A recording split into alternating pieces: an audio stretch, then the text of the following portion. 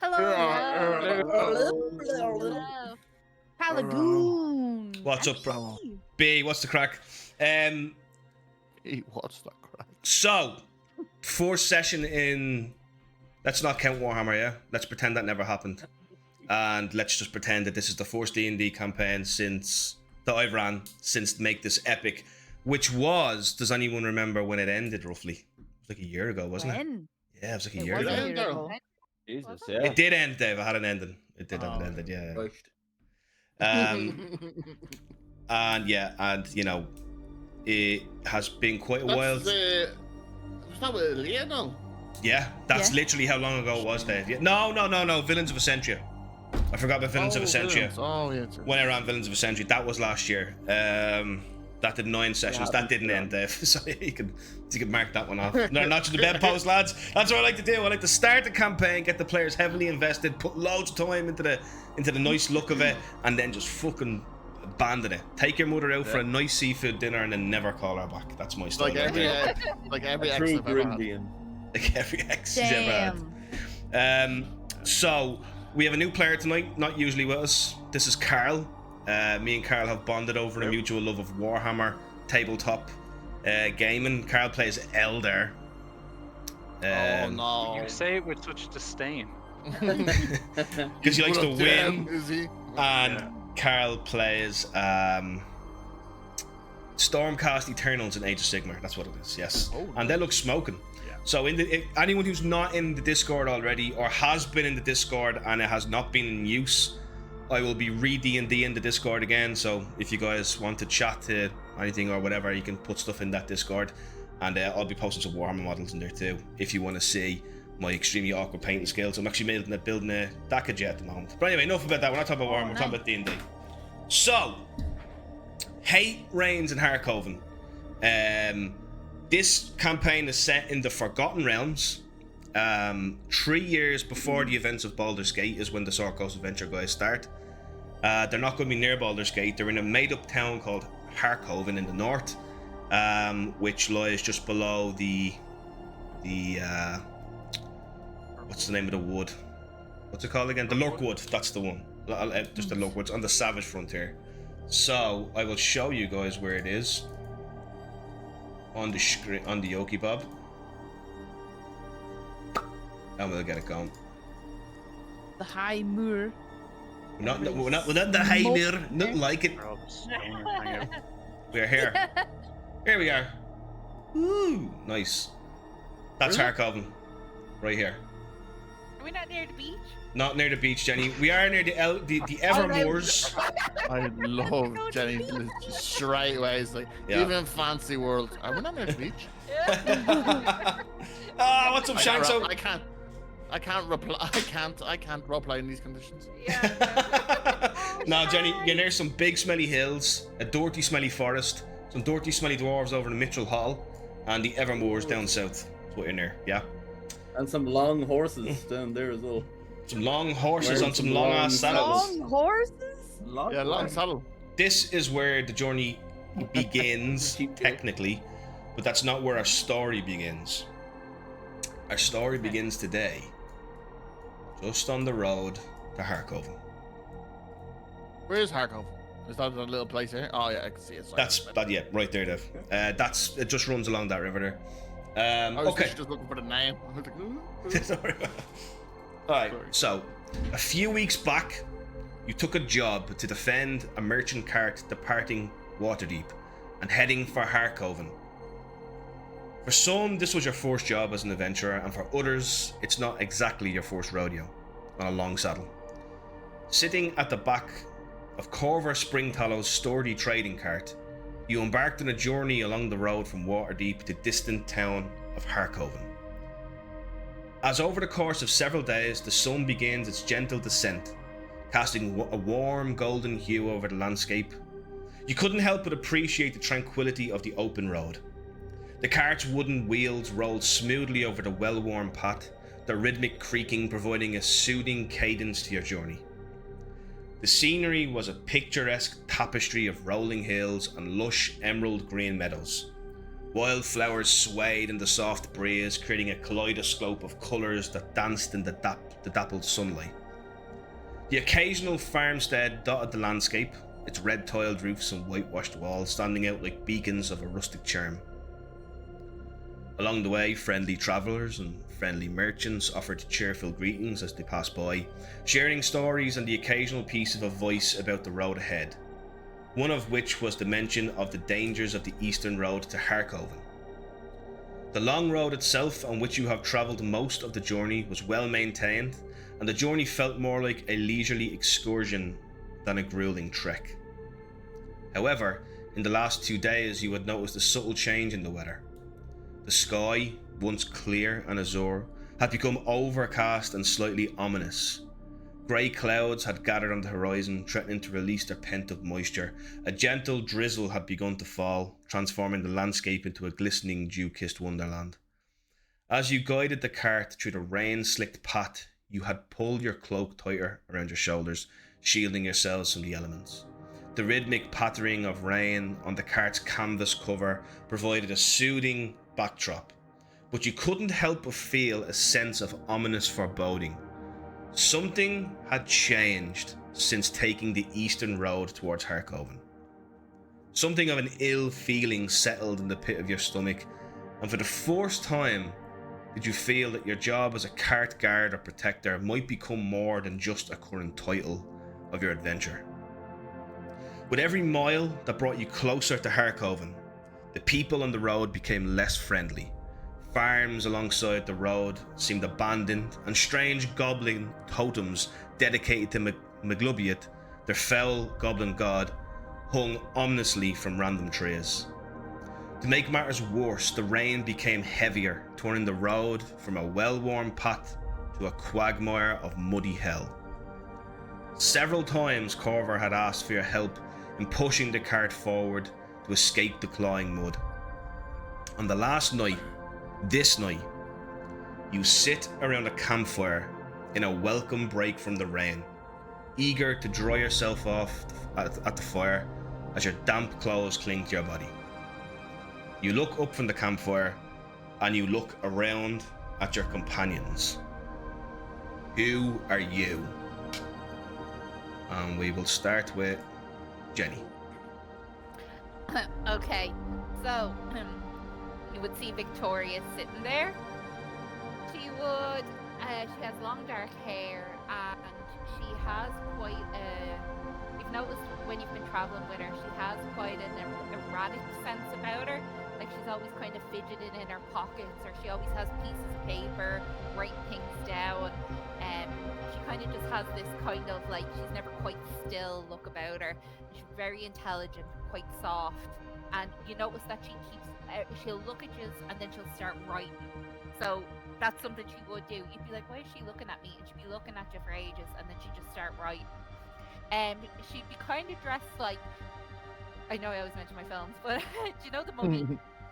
Yes. You know Evie and the Mummy when she's in like Egypt. So she'd have like a little white kind of blouse on, and she would have a pair of kind of like trousers on and boots.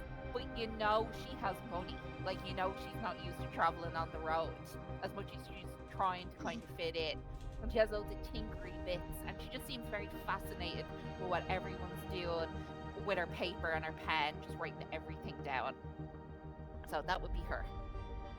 That is Victoria. Is that what you wanted? That's exactly what I wanted. Yep. Yeah. Well done. Looks like I'm gonna have to marry her. Uh-oh, here comes the Riz Lord. B said the music would go down just a little bit. Yeah, cool, Bill. I can do that. Jenny is a little bit quiet. Jenny, do you have a new mic or something, or? No, it's Daryl's one. Yeah, I don't know. The one I Like, I can hear you, it's just you're not, like, as Yeah. loud as everybody else. I'll try and fix it on the break, Jenny. Leave it alone for now. Okay. If you could just use that lovely loud voice of yours, that'd be great. My natural booming presence. There she is. It's the first time in my life someone's asked me to turn up the volume. Okay, so you guys can see the flames flickering on Victoria Van Zander's face as she looks at a notebook, contemplating what she'll write next, biting on her pen or her quill. And you scan to your right or whatever, and you see Jacques sitting there. And tell us about him. Yeah. Well, you have gotten my name wrong. My name is Jacques. Jacques is sitting there. He is not very well dressed for this weather in his long, deep cut flowing vest, which has sadly been stained with disgusting mud. His hair is long and blonde and usually very luscious, but now is wet and stringy, clinging to him like it would to a wet rat, which incidentally also is nestled in the bosom of Jacques' shirt. He slowly plays on his tiny viol as we sit around the fire. No words. There is no room for Jacques to dance here. So he is just playing music, trying to keep his head in out of the rain, stealing pieces of cheese from the cheese board and feeding them to his beloved son, Saucisson, a very, very large rat that he is always accompanied by. The rat is of indeterminate age. It may be very young, it may be very old, but there's a bond between the two. Is that correct, Daryl? There's no wrong way to do that, pal. It sounds pretty good to me. Is Yep. that correct? Yeah, so you guys, so while Victoria sits there trying to decide what she's going to write next, Jacques sits in absolute, would you say absolute vanity of himself? Is the song he's humming to on his viol is, "Oh, the taste of your lips, you am alright, your toxic tongue." It's a song. This is the song I've written about myself. He's saying this to Victoria as she completely ignores it. Was that not written by Brittany de la Spears? No.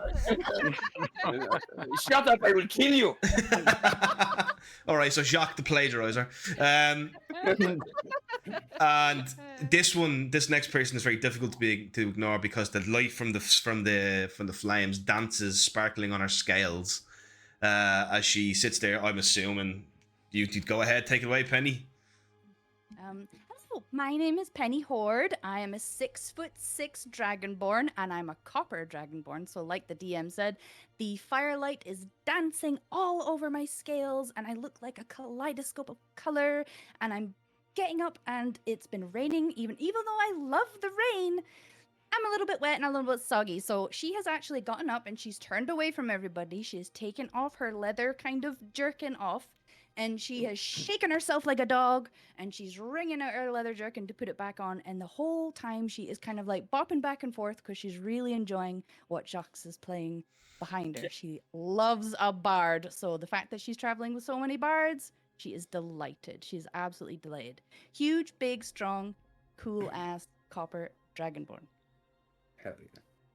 Excellent. She's very merry sitting there at night time. You can see Corver, who's beside her. He's kind of looking at her. He stuffs a big piece of bread into his big fat half of the mouth, just wondering, how anyone could enjoy that plagiarized song. And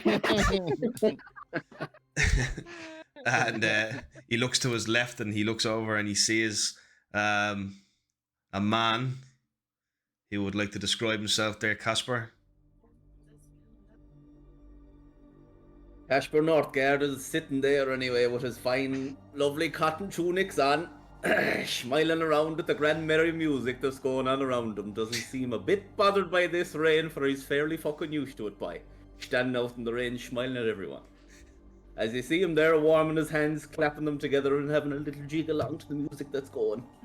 You'll see him taking out a little tea towel, red and white one, opening up to a bit of raw bread dough, slaps it down on the stone in front of him and starts waiting for the bread to rise. He has a grand grey beard on him, and he holds his walking stick close, out the wise wrinkles, shifting his smile up further on his face as he's looking around at you. Does he have a pint of milk and a boiled ham? Somewhere on his body, yes. It can be guaranteed. Yeah. Could I ask a question? Yeah. Does he use the walking stick, or is it like a static? Does he actually does he have a limp, or does he is it like more, Jesus, there's a shocking old limp to his walk, alright, he needs it. Perfect. Yeah. He's gonna pull a Gandalf on us later. I will be creating a chat. I should have done it already. A chat thing called !translate.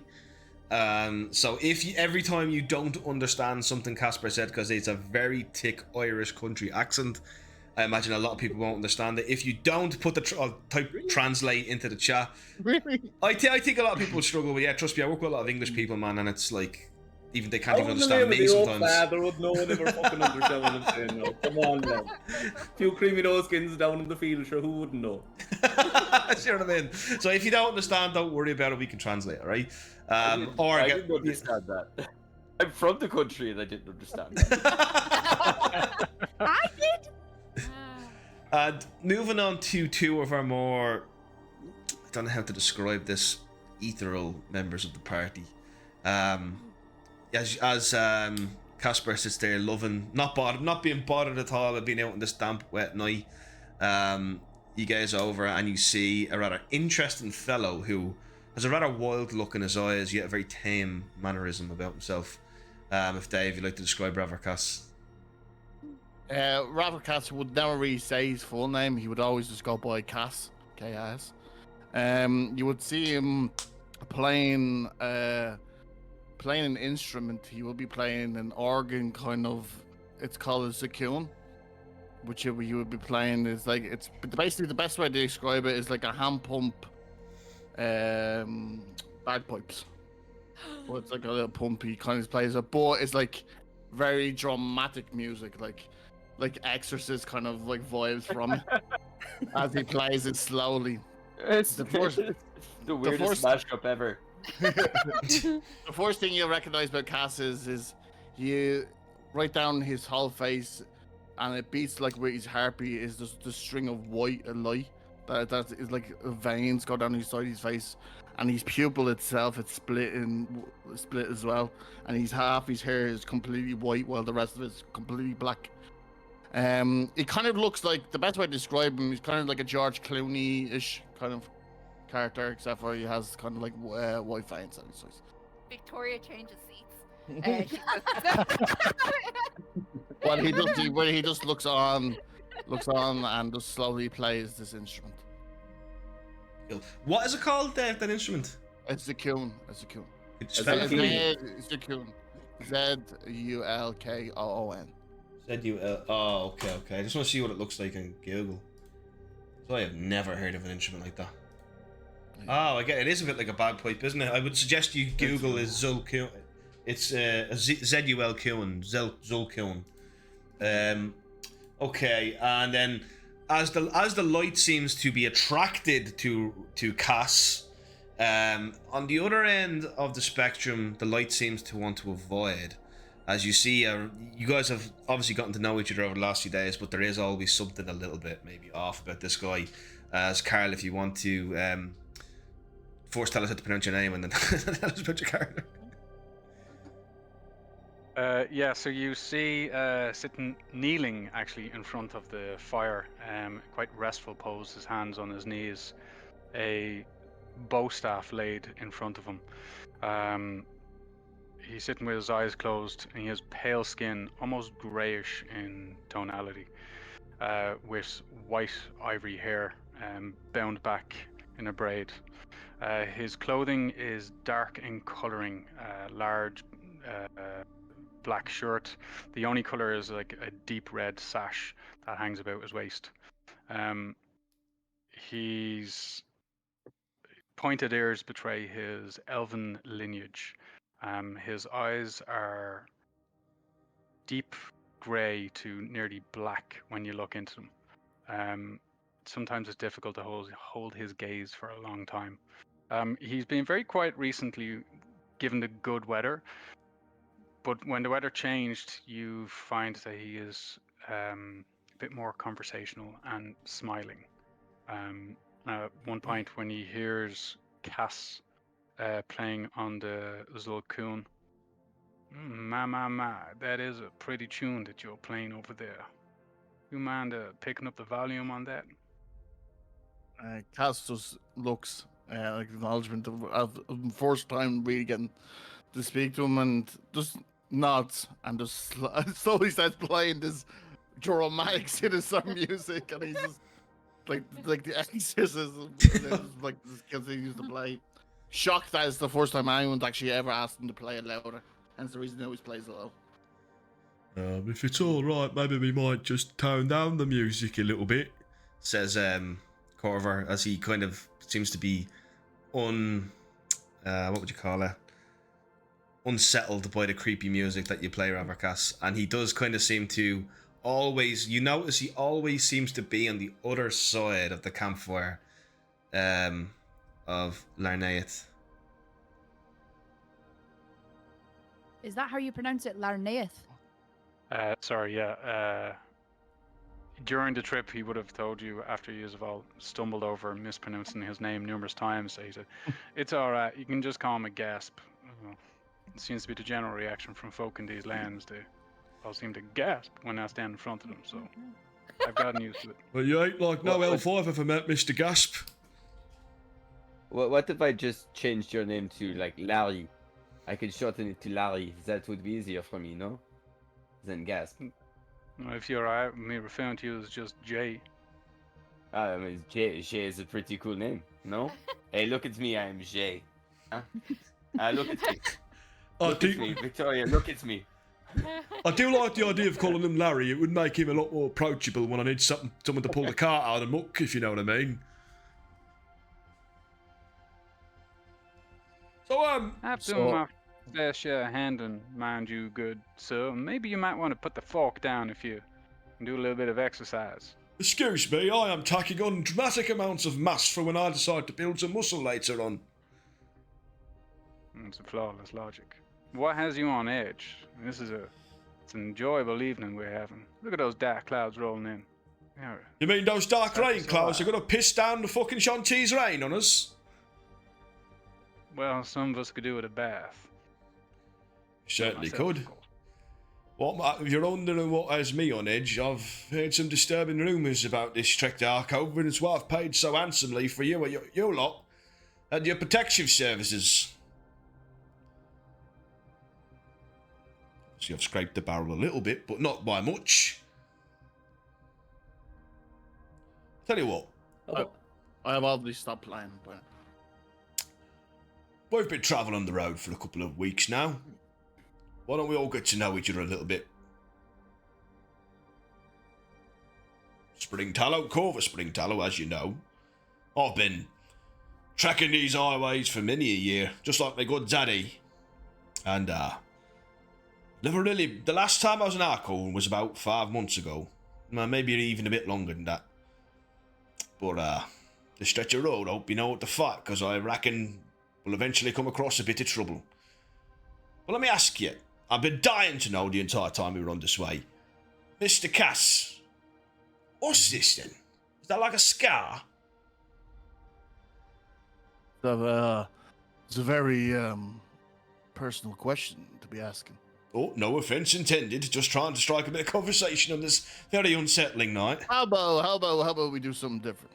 And he takes out his bag of dice, and he goes, "If you can roll higher than me, I'll tell you a secret, but vice versa, and you tell me a secret." Oh, I like games. I'm in. Let's do it. Although I will tell you my secret is somewhat boring. I'm a wine merchant. Yeah, but we can go. And then he looks around the rest of the party. Well, we can go around the party. Oh, all right. Ooh, Well, this sounds fun. I would love to do this. The same. Well, Victoria just grabs her notebook and moves in closer. I'll sit now down next to Victoria on her left, and I'll kind of like wrap my tail, not so that it's touching her, but so that it's around where Victoria is sitting. just before we settle down, Penny Love, you wouldn't mind throwing a few more logs on the fire, would you? Always good to keep a strong light. Sure can. Don't need to ask twice, and I'll run over, grab some logs, and throw them on. Great. All right, well, me and you go first then, Mr. Cass, since it was our little game we started up, yeah? Right, let's go. Okay. I have a dice set. I don't know what. Like, we just use D20s. Just use D20, whatever you want, Dave. It's your dice. You tell me what you pull out. I'll D6s. We'll just do a D6. D6s, okay. Oh, bastard! Oh, bastard! Oh, bastard. Let's go again. Ha ha! Middle of the ground. It's not wrong. Oh. Keep us in suspense. Ah, you bloody bastard. All right. Go on. I'm not proud of this one, all right? But, you know, we all do. Sometimes when the wife turns away, I'll nick a roasty off a plate. Explains a lot. Old father bless us. A fucking stolen potato. Nothing worse. That was a shocking secret now, so it was. You shouldn't be sharing stuff like that. I turned to Veronica and I get the 2 dice and I hand her one of the dice. Who's Veronica? Victoria. Victoria. Sorry, you can't pay, guys. Okay, sorry. You ain't getting nowhere, Rizlord, if you get her name wrong. Or maybe he's treating her mean to keep her kin. Victoria Doesn't work. Victoria excitedly grabs the dice, and she gives them a roll. What dice are we rolling? Sorry? D6, Jenny. 1d6. Yeah. I roll. All right, so Ravacas comes over to 5. Oh god, I'm not gonna beat that.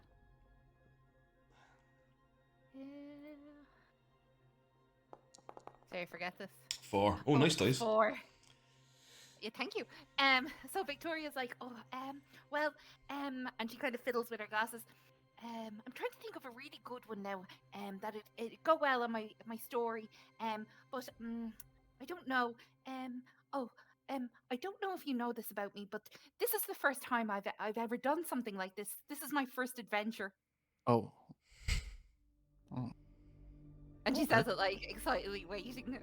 Mine too. It's mine too, Victoria. I've never left Waterdeep before. No, me either. And you can tell she just kind of keeps putting up her glasses and looking around. Well, you're doing great so far, Lovine. Fair play to you. It's a great adventure so far. You're doing brilliant. Thank you. And she can tell she's like delighted that he said that. Can I just ask what's with the obscenial? That's not part of the game. No, you got to roll off against someone else now, dude, aren't you, Kaz? Well, I thought I could ask a question, but okay. Oh no, we're playing Penny. for secrets here. Penny, would you like to go? Yes. Is it just a D6, Happy? Yeah, just D6. All right. 1D6 coming up. 4 for me. Ooh. 2. He's got fucking weighted dice or something. This is a load of busting and bollocks. Does that mean that I tell a secret? Mm-hmm. Ooh, okay. My secret is I have a twin. Oh. And you That might is a get to bullshit meet her one secret. day. Male That or is a bullshit female? secret. Why? That is No one bullshit. really You knows. are- you are born with- Hey, if I wasn't able to ask questions, no one else. That's right, you shut your mouth, Jay. Casper, roll. Oh, me rolling. Oh, I had you at dice. D6. Oh, good man. Fair play to you. Alright, you have a twin, Penny. Okay, that was interesting. 6, for fuck's sake. Casper. Jesus go on. Christ, you're on a roll here, Dave. Oh, That cunt is cheating. Has to be. I agree. I call for a Stewart's inquiry. A secret, is it? Mhm. Well, I suppose I might seem like an awful, shocking, dandy fella on the road, but I'm out for blood. And we'll leave it at that. I'll say no more. No questions, like you said. Okay. Penny's gonna kind of like lean over into the fire a little bit, and she like as the closer she gets to the fire, like the brighter like she shines, and she's just gonna be like, "Are you a vampire?" Penny, maybe next time if you win. Oh, you just see Sausage. I said no questions, Penny. you see Sorry. Carver's Sausage neck on jiggles in Senior? terror at the mention of a vampire. Jiggles waiting for the. Yeah, Jacques what? I hand him a dice. Yeah. Actually, I go to him. Would you like to pick? Because it seems to be getting called a cheat. I am a bard, and there's a certain amount of mystery I must maintain to, it's part of my charm. So I will not be Fucking playing bards. the Fucking hell, never game. shut Look, I do not tell you how to play your trade, do I? Huh? Okay. I didn't really want. Cursing. I don't think there's that much secrets to you anyway. I am very mysterious, huh? Yeah. Okay. Gasp. Would you like to play? I would, but I want to flip the tables on Mr. Jacques. Instead of a secret, what about a truth? Oh, that's an insect. Oh, very tasty. Spicy enough? All right, then we will roll for we will roll for a tweet. For a truth, yeah. Not really following the rules of the game, but whatever. Feels like I'm getting kicked out of my own game. Oh, guitar. Ooh. All right, a truth it is. I suspect Saucisson is not the original Saucisson I found years ago. Saucy-san looks up. He is 5 years old, and I have spoken to many people who say rats do not live to be 5 years old, and I believe my mother may be replacing my rat.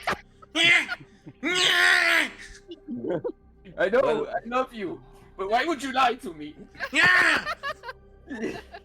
I love you, son. I can't better- out of the head. We better get to the bottom of this now, since he did ask you truth. I'm going to use speak with animals on Saucy Son. Okay.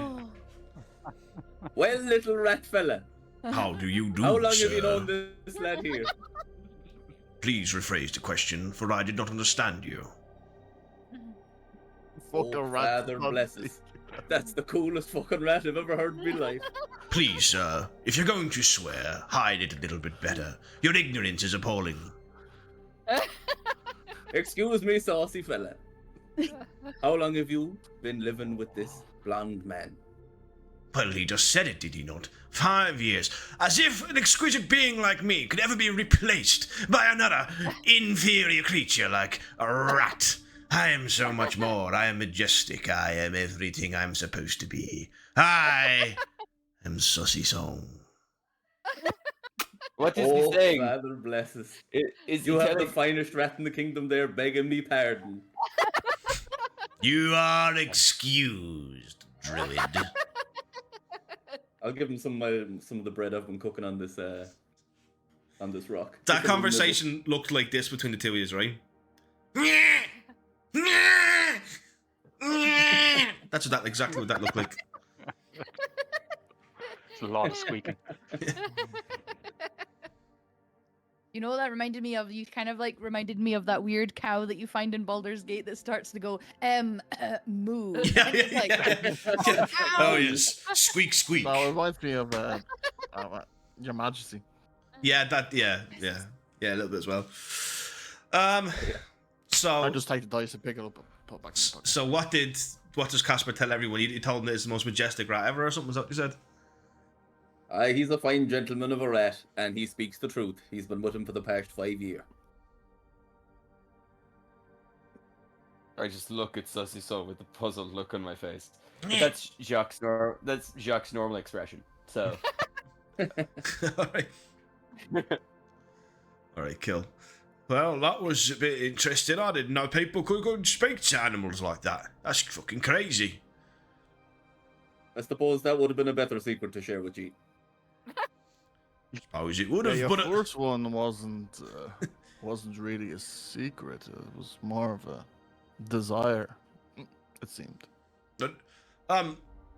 Cass is the only one who didn't lose. So, I'd say we do Gasp and Cass against each other. So they're the two biggest winners. Okay. All right. I push my luck one more time. Oh, I rolled a 1. Another double back. It's getting spicy. It's going Anyone, on. hang on, anyone want to throw a bit of gold down on this? 5 gold says the shadowy one wins it. You're on, bastard. I'll put it down. Ah, 5. you fuck! Ah, fuck it. He's using weighted dice, I'm telling you now! You lucky son bitch. Go ahead. Oh, right. I need to tell you something. Sorry, I thought we were just rolling for fun. This is my first time here, and he gestures widely to the environment. In the forest. Well, yes, and beyond. All of here, this Baron, the pronunciation's a little lost on me, but yeah. That's why I've been hiding myself when the sun is shining and stopping every time we saw some sort of new tree or plant. It's all it's been new to me. We don't have them where I'm from. Where are you from? That's a good secret. From the stars or something, Ian. He is an alien. I think we're all aliens in some regard, but no, I'm not from beyond the celestial planes or anything. I'm just not from here. Maybe another night at dice and you find out more. But I think if employers so concerned, maybe we should start thinking about watch for the evening. Well, Oh, I yeah. feel like I'm the only one not to say a secret, so I might as well say one. But I have a you thing. won. Yeah. I have a thing for women with long black hair, and he just kind of looks at it. And then just puts his dice away. You just see the neck jiggle. That is lost on Victoria. It's like she's just heard a fact. Like, yes. Would you write that down?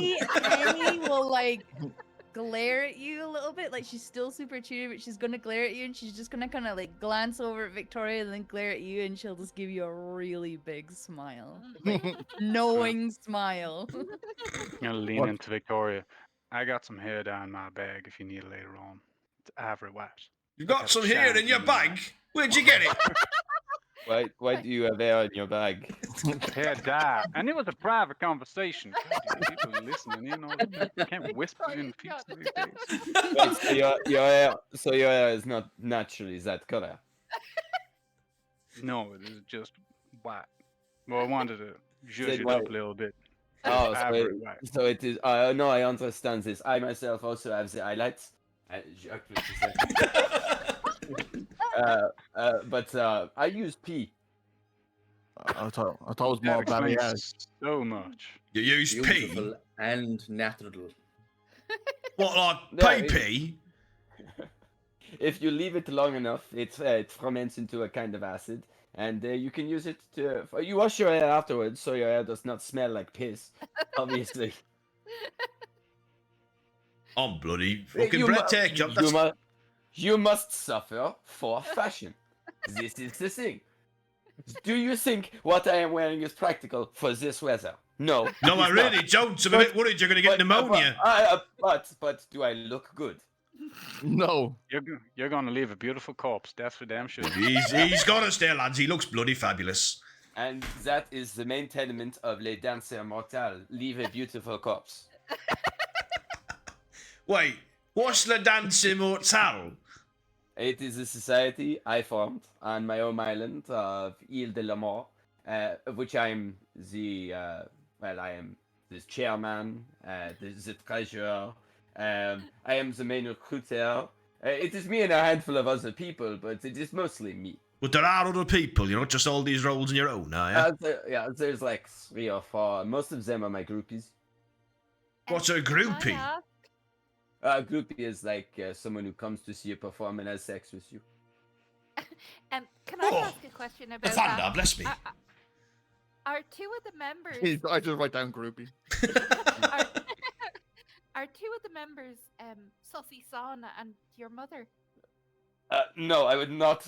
That is disgusting. Okay, it is a freelance society. I would not have my mother nor my son. I mean, rat. In my society, that is made for me to make love in. I mean, teach people how to dance. Oh, okay, Victoria. It is not a cult. It fucking sounds like a bloody cult to me. Sounds like that mad shit, that barrel cult in Baldur's Gate a couple of years ago. No, it is not a cult. It's just kind of revere me as the Lord of the Dance. Don't Well, say alright. his name too loud now. And she'll look over. Is it Corver? Yeah. Yeah. When he says Bal, Penny's just gonna be like, "Don't say it too loud." It's alright, Helm protects us all, love. Yes, it does. He actually has a symbol of Helm. He has 2 symbols around his neck. He's got a symbol of Helm and a symbol of Helm's the Joaquin. Watcher. Helm's the Watcher Protector, yeah. Watcher. Well, look, it's been a rather uneventful trip so far, so let's hope it stays that way. Will we organise a watch then and go to bed? I'll take the first watch. Oh, I was gonna say I'll take it. I'll go with Penny. I'm not really tired. Oh, okay. Well, looks like I'm going to sleep. Oh, sorry, Cass. Well, Oh, it's alright. The girls will stay up and talk a little. And she'll keep looking over at you, Cass, and kind of smiling. We're talking you about guys our hair. you just kind of look like going. Okay. Caspar, you hear a twig snapping behind you, I'll look around straight away. and you see a shadow of something standing there. Hey, lads, look over here. There's something standing over there. Penny will shoot up on her feet and get into like a stance. Yeah, Corver follows suit and runs behind Victoria. I'm gonna struggle up to my feet, but I'll stand in front of them, like facing them. I'm gonna stand and I'm gonna like foot flip the bow staff up and catch it in front of me. Okay, happening? very ready. Is it alright if I Cristiano Ronaldo won the logs towards that direction? One of the fire logs. Yeah. Yeah, roll me a weapon attack, an unarmed strike. If you fail, though, you will smash it at Penny or Casper. My who? Oh, Penny or Casper. I can't roll. So, Unarmed strike. Open up your Lucky, character sheet, and I'll help you out now. Oh, attack. Oh, yeah, got it. Unarmed strike, you said, yeah? Yep. 18. 18. So you just see Ravarkas. He kind of rolls a log out of fire, flicks it up. It's one of the fresh logs that Penny just put in. Brings it up and then kicks it and it rolls down, just down the hill here, actually creating a source of light. Just around here. That looks like the war. It looks like the world. It looks like a. Oh no, no, it doesn't. It's like we're on like a little mini planet for a second. It's like, what the fuck? You see him standing there. So suddenly, from the depths of the surrounding night, you hear something, a twig snap, and the sounds of approaching footsteps. A man, or what once might have been a man, approaches, muttering to himself. You see this now as the log of fire has come down, revealing them. His ragged clothing clinging to his emaciated frame, and his bare feet caked with mud and leaves. He stumbles through the underbrush, his footsteps echoing in the night, but his gout is disjointed, erratic, like a marionette controlled by a drunken puppeteer. Around his neck hangs a chain that once held an amulet of some sort. What do you do, as you all see him standing here? I loudly yell, "Degulas, a poor!" and I draw my sword. I kind of look at Gasp. I kind of give him a nod, and I'm gonna run towards the horse. Horse. Okay. Dave, see if you can move your guider I can, nice. And it shows you how far. I can't. Okay. Oh yeah, nice. I can't. Wait, let me go back. I can't go through her. I can go through this way, can't I? Penny is just jump the actually fire, going yeah. to be stepping forward as this is happening towards him. She's going to get to about maybe 15 foot in front of him. You and can- she's just yeah. going to be like, Yeah, you move her. Go she's ahead. just make sure that's 15 feet. Ooh, what did I do? Victoria's gonna follow. If you go into the Uh, yellow, it means that you have to use your standard action to do that as well. Okay. So the yellow means you're running. You're doing I a want dash, you a to- dash action. Yeah, Penny's going to get to about here, and she's just kind of like, while still a little bit guarded, she's going to be a bit like, "Are you all right? Do you need help? Are you okay?" He's just standing there, gazing at nothing, just looking down, muttering. Jasper is gonna hop up on top of the cart and cast fairy fire on him. Okay, what does that? And Just to outline him. That means he can't go invisible and he's outlined in green light. Well, Okay. this fella doesn't he has look. to make a, but he has to make a deck save or something, isn't it? Let me see. Each foot, or each creature in a 20-foot cube, my choice. Dexterity saving throw. Very yes, yeah. okay. It's 20 cube Does feet. So this gentleman look like like a gentleman? give me 1 second there. I'll come back to you. Right. So let me just see how this works. Yeah. So what I want you to do, Clock, is actually cast that spell. I want to just teach you guys as we move along, and you'll see actually a box will come up where you want to place it. Oh. Very nice. Oh, what Okay. the fuck? That's cool. So Fairy Fire pops up there, right? He needs to make a dex saving throw, which he fails because he's not trying to resist it. Okay. So Announce yourself. Who was there? just heard him muttering. Dave, you asked me how he looks. I'm actually going to just show you his picture.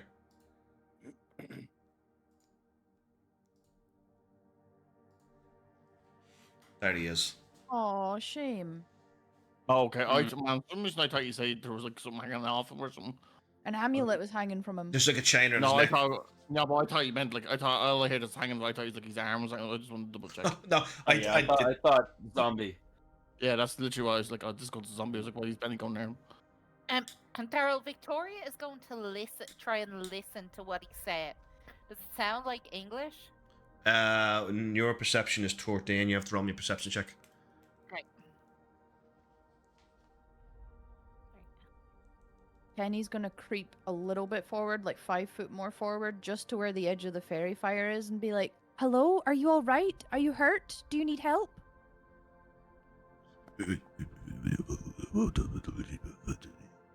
17? 17. He is muttering common, Okay. but it's I know. in nonsensical. It doesn't make any sense. I'm But gonna use my action. you, to move closer. you can't make out, but 2 words keep popping up. You can't make them out from this distance. I'll use my action to go closer. Yeah. Can yeah. I hear anything, Daryl, if I'm this Okay. close to him? Roll me a perception check. Your passive perception is only 14 as well. Perception. I'm going to move forward, but I'm going to look past your man to see if there's, because I can see the rest are all 20! engagement. Yeah! Cool. My first roll's a net 20! Is there anything? Carl, Oh, nice. nothing. No, nothing. No, okay. My passive perception is 14. Yeah, I can see it there, yeah. So, natural 20. Dave, you're right beside him. So if you want to roll, you'll get advantage, but... I use my action to okay. go up okay. to him. Penny, you can hear... He keeps saying 2 words over and over again. The secrets. Secrets. The secrets. The secrets. Do you mean our secrets When that you we were say telling that- earlier? Did you hear them? When you say that, he just looks up at you. He starts walking towards you. Are you all right? And she's just gonna kind of like keep still a little bit guarded, but she's still intent on finding out if he's okay. As he kind of walks over, see if I can get this to work. As he kind of walks over to you, you kind of just hear thunder. as it begins to rain. Rain begins to come down. From the distance or right now, like right on us. The rain is now just coming down the top of his now, yeah. Oh, turn around us now. Okay.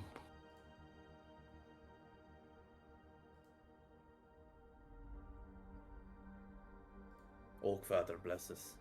I'm gonna have my staff in my hand, and I'm just gonna try to grab his face there, and Yeah. just like look into his eyes and see if there, like, is there any conscience there? Like, is there like, is he just bewildered? Like, you turn him and you look into his eyes, man, and his eyes are just jetting a little bit. It's like ever since Penny said the words "the secrets," he's just like freaking out. But he kind of begins to settle back down and begins to mutter again. And you hear him, "Oh, the secrets, the secrets." I think we should get this man over to the fire. He looks confused. Come on, and I'll like kind of like try and like just gently go behind his arm and try and guide his arm and try and guide him towards the fire gently. before she does that, I'm just gonna have his face. I'm just gonna go. What secrets? He doesn't acknowledge it, Dev. Daryl, can I get a look at the amulet that he's wearing? It's not. It's just a chain. You can tell it used to be an That's amulet. right. There's just a top part of an amulet left. Okay. And not even an So amulet. the part, If you like, oh, do you mean like there's just something that like would have like held where something an would have amulet hung would off this hung onto, chain. like a clasp? Yeah, it would have hung off the chain, but it's Oh. it's snapped. There's just a chunk Well, of I'm metal. gonna let Penny Is the just try. chain expensive? Sorry? Is the chain expensive? Is the chain expensive looking? No. It's a rusty old chain. I'm just gonna peek. Looks like I something a won't- commoner would have. I'm just gonna let Penny bring him to the fire, but I'm gonna be on guard right behind him, walking behind. Yeah. Like, you know how like a prison kind of like, just like I'm gonna be behind Yeah. him, Penny be in front, and I'll be directly behind him, waiting for him to do Two and a anything. half feet. 2.5 Yeah. feet behind. Yeah. Yeah. Okay. No problem. Darryl, while we were talking around this fire, could I have, that bread I was cooking? Yeah? Is that like a long enough time for me to make that special food? Oh, I'll take a look at that now. What does it say? It's a feature, You isn't it? making funny cookies? Yeah. As Is, part of a short rest, you can cook special food for 6 creatures. Anyone who eats the food and spends 1 or more dice gets more hit points back. Just Yeah. cooking some food, like. Yeah. You can do that. Yeah, I mean, let's say you've been cooking it for a while, sure. Like when the secret thing was going on and all, yeah. In the rain. If he comes up close, I'll hand him a bit of nice cooked bread. Penny, I'm assuming you're going over here, do you? With him? Yeah, I've walked with the guy, like holding his arm gently, guided him back to the fire, and I'll kind of like make sure that he kind of sits down next to the fire if he wants to sit down. Like I Yeah. won't force him. Yeah, cool. As you he kind of does just sit there and he just gazes into the fire and you can just see the blaze in his black pupils as he gazes into it. When you try to give him food, Casper, he does take it and he just starts eating it, a bit savagely, like he hasn't eaten in days. Good man, get that into you. I'm gonna ask him. You don't mind me searching your pockets to see who you are, sir? He doesn't. I'm gonna slowly like pat him down, but like very like, just like would be with like something that's personal. Like, you know what I mean? I'm just gonna be very careful. I don't want them to feel like I'm fucking grabbing through him. I'm just slowly seeing if there's anything on these person, like any fucking letter or fucking, I don't know, if identification or some shit like that. Where are your papers? Yeah, well, your papers, please. Roll me Papers, an please. investigation check, Dev. I've just noticed the Daryl. rain on the map, by the way. That's Oh, so cool. cool. Cool, isn't it? Daryl, I'd like to do an insight check on him. What I'm trying to insight is his condition of if he's like catatonic, non-responsive. It's like someone who's just like been through a trauma or like PTSD kind of stuff. That would be a medicine check. Medicine. Okay. Medicine. 9 down. A 9, Dev. You find nothing. Does he look afraid, Daryl? Does he look afraid? No. He looks just in a world of his own.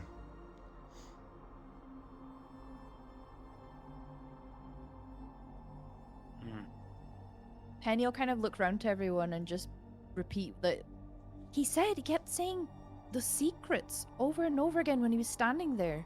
Just over and over, the secrets, the secrets. Do you think he heard us? No, so I think it's just coincidence. I am Cool. though. Corva, do you recognize this man? Is he from Harkoven at all? Have you met him on your path? Creepy fog begins to float into the camp. Oh god. Well, that's not good. I hand your man a piece of paper and a pen and see does he write anything. I just put the pen in his hand and I put a piece of paper in front of him. What did you just... Sorry, Jenny. He kind of looks at... What did you just say there, Carl? I asked Corver, is it? The merchant guy? Yeah. The fat halfling. If he recognized him from his travels to Harkoven. Just before I get to you, Jenny, he just goes, I've never seen this bloody fella in my life. Right. And then I'll whisper to Jacques, as I'm passing. Stay close to Corvo, and I'm just going to move to the edge and just perch up at a fallen tree stump and just keep an eye on the surrounding area. Cool. I'm not good at this, but insight check on Corver when he's like, nah, I've never seen him before. Yeah, go for it. You go ahead and roll that. Jenny, so you hand him the quill, and it just kind of... He looks at it in his hand for a second. He begins to freak out as he looks and he throws it on the ground. I kind of pick it up and wipe it off. And I say, I'm sorry. And I got natural 20. No. I got a Oh, did you dirty 20. Oh, 20, sorry. Ooh. You look at Corver, and you've gotten to know him over the last couple of weeks. He's not a strong lawyer. You think he's telling the truth. Okay. Yeah. As you guys are standing there, he kind of the fella, as he drops the quill to the ground, he looks at you, Victoria, and he's almost like, as he's looking at you, it's like he looks and he can see gasp in the background. And he, the secrets! And he jumps up and a big bolt of lightning flashes across the sky, and you just see gasp in the distance walking over 4 more people. Guys, we got company. I'm gonna did stand up gag with love the him. man. I can't turn around the same. Are you being followed? Penny says this to the man, the strange man. Are you being followed? Are you being chased? The secrets are here! Oh, they're people, Penny. God, she is quick off the mark. I literally grab him by the scruff and go, where are the secrets? They're here. What are the secrets? Is he pointing at anything, or is he just saying, yeah. Pointing past gasp. Guys, I think, and I'll point with the bow staff in direction, I think there are literally 4 secrets coming towards us right now. And by secrets, I mean 2-legged walking with limbs and heads and peoples. There are peoples. I'm going to look over to you, Cass. If you're standing with me with the man, I'm gonna be like, make sure he's okay, and I'll run over to where Gasp is, and I'll look to see if I can see these 4 peoples. Dark, can I toggle on non-lethal damage? Yes, you can, yeah. Of course you Uh-oh. can. You've been expert at that, Cass. Okay, so everyone roll me initiative. Just not for combat, just so I can get some sort of semblance of order. What's this called? Oh, 16. Ooh, 18. Initiative. A 9. Ooh. 11. 19. Ooh. See you. Jesus. Just waiting on you. Here you go, Jenny. Yeah, very good. Oh, sorry, yeah. All right. 13. Okay, so it's you first. Gasp. So just to the players on the thing, see on the right hand panel beside the chat box, there's the 2 little cross swords. That's your combat tracker. If you right click that, it'll pop it out in a little window. Oh, nice. Oh, that's very cool. Thank you. Oh, cool. Man, like this, Carl, you can stay. Call Carl for all IT sport related counter questions. That's so cool. It has all the dodge shit and all. That's so fucking cool. Okay, Daryl, the map has gone super dark. Has it? Zombie. Yeah, it's gone like Yeah. It's like you poured ink all over. Yeah. And I have night vision, so this should not be affecting me. Well, technically you can see in dark shirts of black It's gray. Oh. Okay, gonna roll for attack on the person who said that. Well, technically you have to see. Yeah. No, he Crack. can attack you with disadvantage. So you can't see anything at all Grayscale, anymore? bitch. No. No. Look at the stream. You can see it on the stream. Huh. Really dark, man. And as I try and get into my computer screen, our tokens aren't even on that map. I'm still concentrating on fairy fire over there as well. You're just looking in that spotlight. Let's Yeah, lure I'll them look all at to it that now. one little square, yeah. Oh, I know what I did. Sorry about that. That was my mistake. Sorry. It's very cool. You made it nighttime. No, I made you all invisible. Sorry. Okay. There are people that are invisible, guys. Okay. You're not done that. All right. So, Gasp, you can do your move. Remember, you can do anywhere. You can go anywhere in the green. Once it goes into yellow, though, you are using your action to dash, and then once it goes into red, that's a full move of running, a full turn of running. Yeah, no, I get you. How far away are these secrets? They are further than your night vision, your dark vision will go. So you'll need to get closer to really see what they are. Yeah. More than 60 feet. But they're kind of wandering towards the camp, similar to your man. Grand. So I'm going to move up to, I think here, to get behind a bush. The map is too small for me to see anyone, so I was You can zoom in. You can zoom in. No, I get you, but I can see the edge of the map. The edge of the map is about. Oh, I see what you mean. Yeah, I right. see what you mean. Yeah. Yeah. I can add on some padding if you want. Oh, It's grand. It's there. I'm just going to get there, and I'm going to put like little darts in between my fingers of my hand, like little shurikens, and I'm going to hold my action for when they come within range to throw a dart attack. Cool. That's it. You're ready in your action. So if they get in range, you're just gonna throw a dart at them. You're just gonna literally throw a dart at them straight away. Yeah. Can I tell? So don't admit it, but can I tell that they're zombies? Like, does Larry know that without looking at the tracker? What makes you think they're zombies? It literally says zombies on the track. Big tracker. What makes you think that these are the sorry, that's zombies, me. though? Yeah, but what they look like? You can't see. He can just see his shadowy figures. It's out of his night vision range. Right, I'm going to use my action to hide behind this bush. That's it.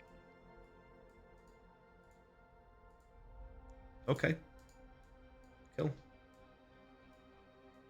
All right. Roll your stealth check. Yes, please, if you don't mind.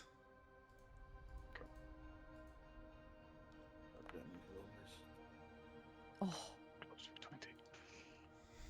What you get? 14 in total, but it like hovered on the 20 for a moment. Yeah. nice thought. Okay. No worries. Next. Like banging the computer screen to shake it over, but it didn't work. It's Mr. J. Mr. J. No. No. I'm gonna do finger guns at or finger crossbows at Penny and be like, you look like you're way more combat capable than I am, so good luck. And I'm gonna give you a bardic inspiration. Oh, cool. Thank you. So hang on, I'm gonna teach you how to do that on, right?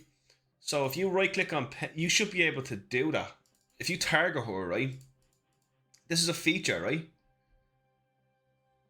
Okay. Target or pal, yeah. Target her and do bardic inspiration. So Exactly, target- Shank. Secret zombies. And how do I? So I hit the bullseye, Oki. Oh, Oh, Yeah. that's Turpin. secret service. No, not you. No, yeah, no, you're doing it, Shank. Yeah, and then you're gonna open up your character sheet, My character sheet. I have it Yeah. open. Yeah. and then you're gonna click on Then bardic you- inspiration. Features, bardic inspiration. Okay. It just says standard roll damage info. No, there's like when you hover over the actual name bardic inspiration, there's a dice beside it. Yep. Click on that. Yep. We'll see what happens. Consume available usage. Yes. Usability. Cool. Do you have a bardic inspo now, Jess? Because it's taken 2 off me. Where? No, it's taken 1 off me. Sorry. Where would I see? Would I maybe only see that once I was starting to like roll something? I That's don't- not what the purple over our head is. The purple thing just came over her head. That just means he's targeting her. Or is it- It should be under effects, but it isn't. or just to remember you have 1d6. Yeah, we One could. d6 to add to a roll. Yeah. Oh, I think. Except a saving throw. It'll probably Except pop up the when you saving roll, throw. yeah. Can you add it to a saving throw? I'm pretty sure you can. You can add it to one ability check, Yeah. attack roll, or saving throw. Yeah, Nice. Thank you very much. you're welcome. And as my action, I'm going to draw my dagger, so I have a weapon in each hand, and I'm going to move back to guard the. I'm going to move back to this dude. Guard Corver, is it? Yeah, to our employer. How do I move? Grab your guy and just move him. Because it's still targeting, so that's why I can't move. Oh, you can just Oh, sorry, you gotta just go up to your thing and change it to the little box. Select tokens thing. Okay, cool. Sorry, I haven't used Foundry in ages. No, we're all learning. That's why. Don't worry about it. We're all learning tonight. I'm trying to find Don't some worry. good combat music, but it's not working out for me. I will defend you as long as it is advantageous to me. Oh, that's really reassuring. So fancy pants. They are very fancy pants. Thank you. Okay. Sir Growlman Casper Northgard. Ah, jeez, you're a good lad. You're a good lad yourself. He's gonna hop up on this cart again. It's his favorite cart. Yep. And I am going to cast Bonfire as far as I can in front of me. 60 feet. You know how to do that. Go to your spell. Yes, sir. See if that works. Smart. Cast spell. Yeah, lovely. Oh, I'm after fucking... Sorry, now I'm after doing something else. So is there? Tell me where 60 feet is directly in front of me. Just doesn't be actually come careful. around. You're not putting it somewhere that you can't see. Make sure you're using Foundry and not thing. Oh. So the line of sight. Bless. Does that produce light? Spell? Does that It's a bonfire. does Until that- the spell ends, Like- it fills a 5-foot cube. Any creature in the space and you cast it must succeed dexterity saving throw. Must also make a saving throw. Bonfire ignites flammable objects in the area. Doesn't say anything about light, but 5-foot cube. The bonfire. it's a bonfire. I'm giving you a bit of light there. Nice, thank you. Okay, is that your whole turn? That's my whole turn. All right. This innocent person who has been mislabeled as a He's zombie. in the same brain. Oh, I have to drop fairy fire as well because they're both concentration. All right, cool.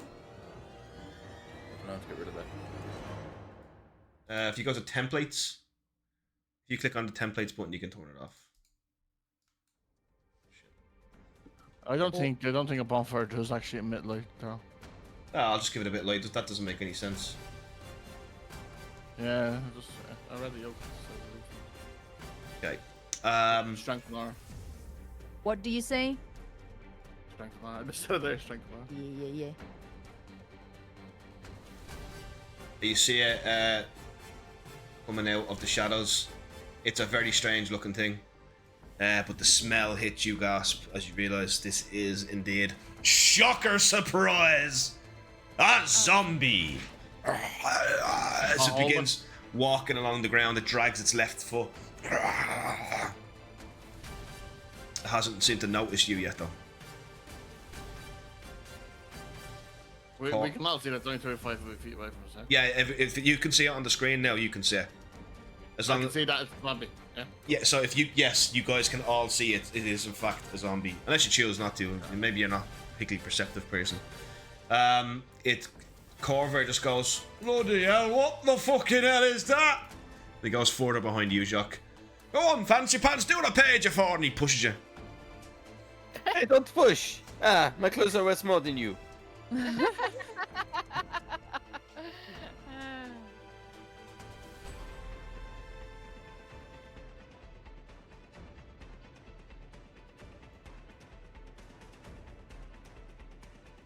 Right, Vespa. Oh, I've got Vespa written here, Jenny. I don't know why. Victoria.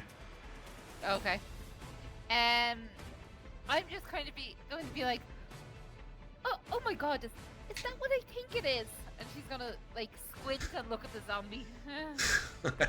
Do you want to roll a perception check, or you want to? No, she's just gonna say, is that what I think it is? She's going to draw her rapier and like keep it just down by her side, fixing her glasses, trying to see. Right, you do have an action. That wouldn't take your action. Oh, okay. A perception check would be your action if you want to use it. Okay. For flavor, I'll do it, even though we know what they are. 19. Wow. 22. Actually, I should save that. I should have saved that roll. 22. Okay. I announce it's a zombie for anyone who might know. I think it's a zombie. You see, Jenny, you look over at this, and with your very good 22 perception, this zombie looks fairly fresh.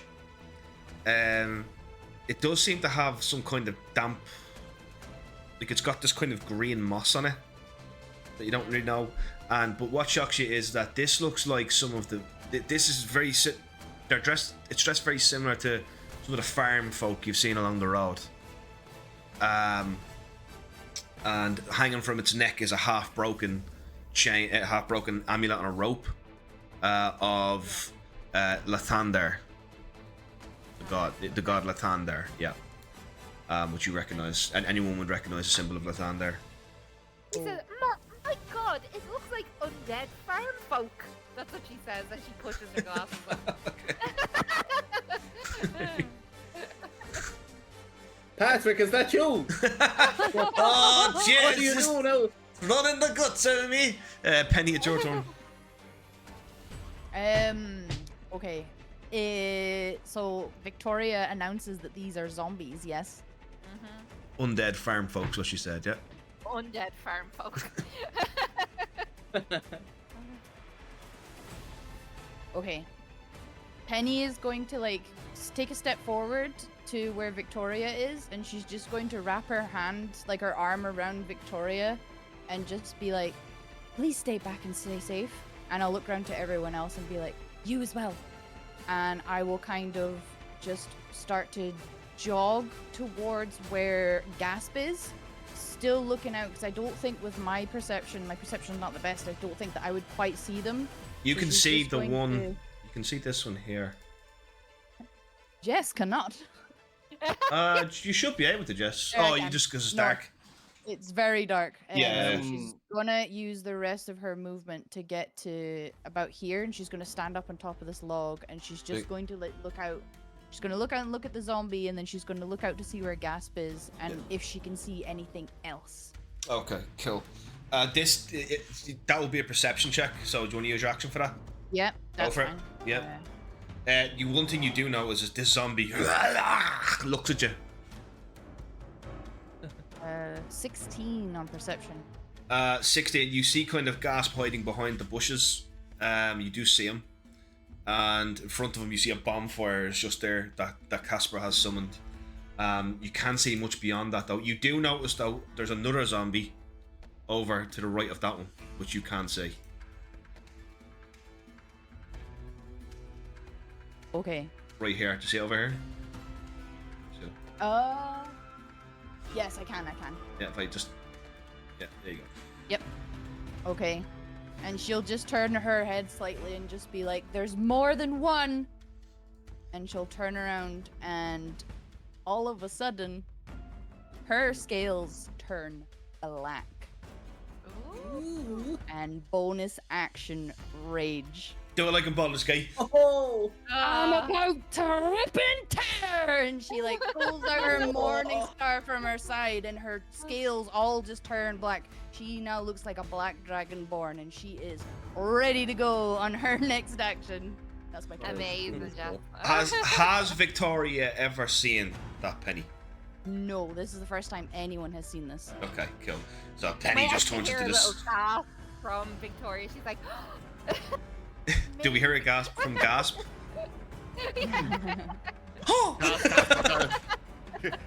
Castle thinks maybe it was black dragonborns there, like. Oh my god! Do me, scale mommy. Oh no. God. Do I just, in my rage, change it from 2 to 1? Because I've got 2 per. Yes, you get 2 One per rest. long rest. Yeah, 2 per long rest. Okay, I will change it to 1. So she is now in a rage, and that's her turn. You just hear a whisper out of Casper. Savashte.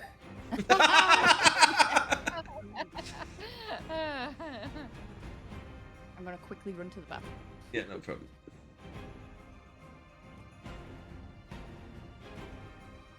Okay, Raver Cass.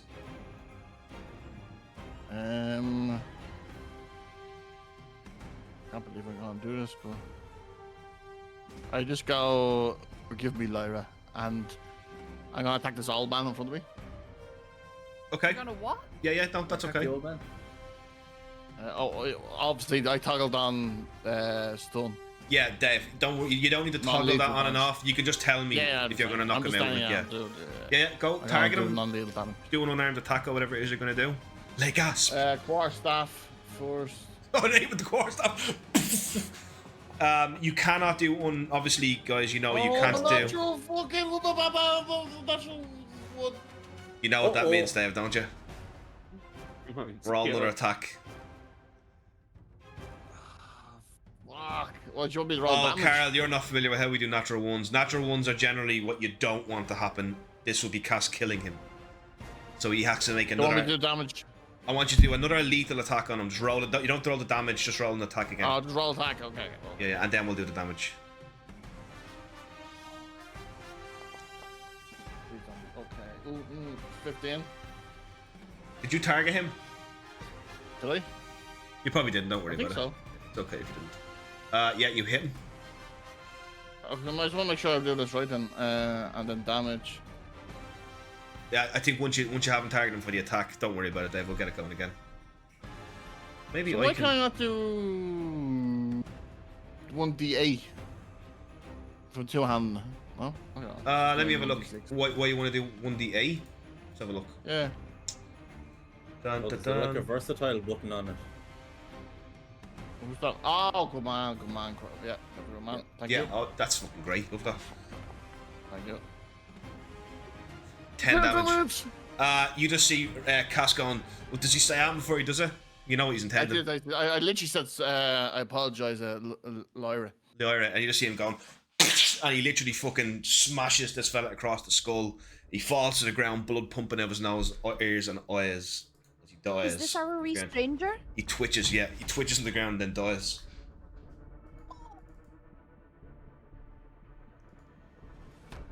I kind of. I'm not even going to use my bonus action. I'm just going to have me torn. And I'm you just did, going to be in a state of shock. yeah, you did target him, Dave. Well done.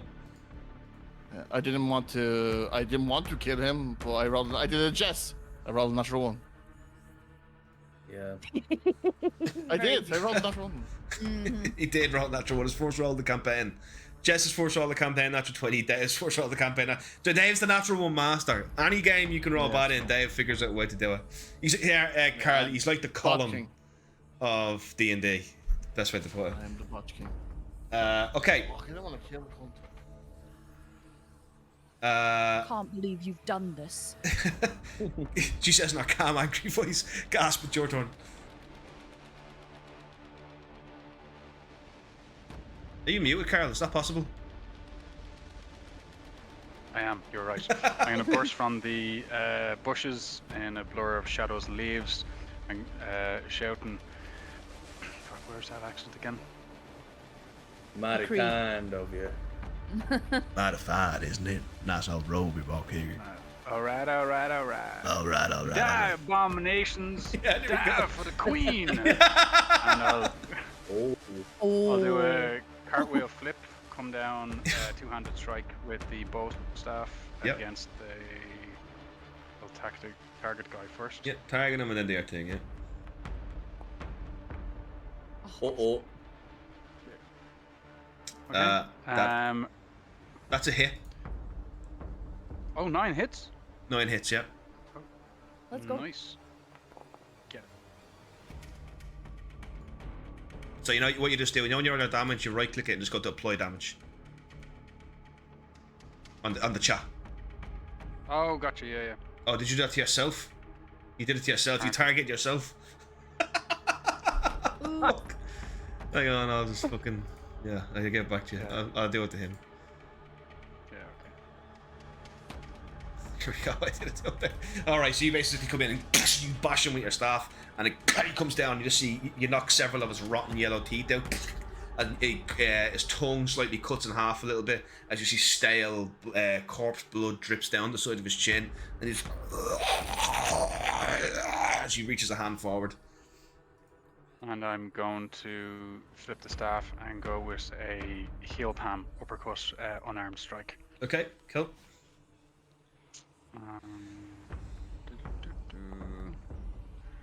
Oh yeah. 23. That's a hit.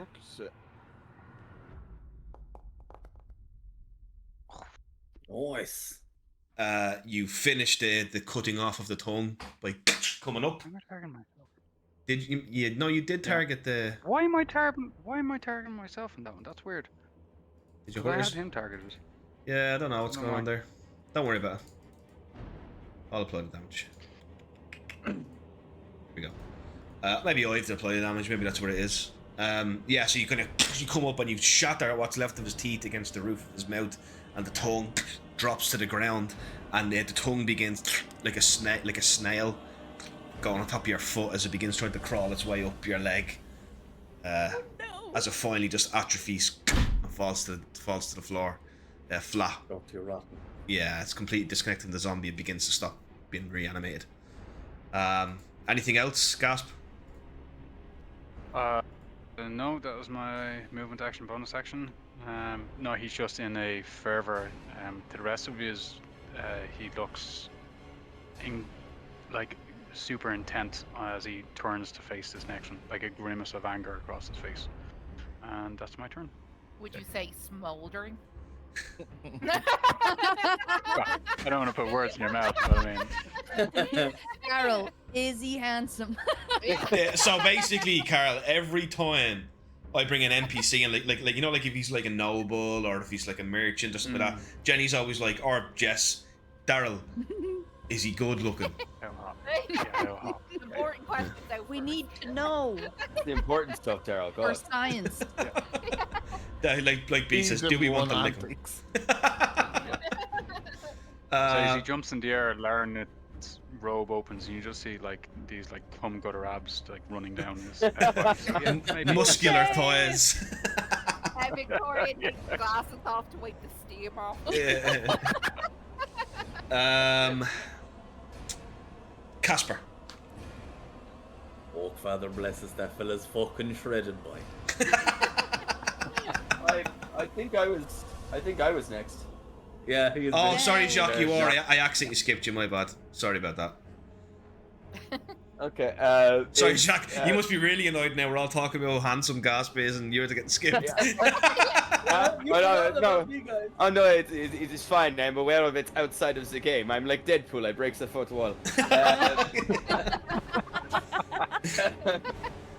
Fuck. How does Cass look catatonic? Like, does he look like, oh fuck?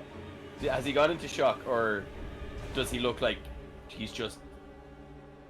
Basically, Dave, I want to give you bardic inspiration. Do I have to roll persuasion to give you it or not? Oh, no. Why would you? Cool. No, he's a point there. He has a point there. It's like, would Cass be able to receive bardic inspiration right now after that?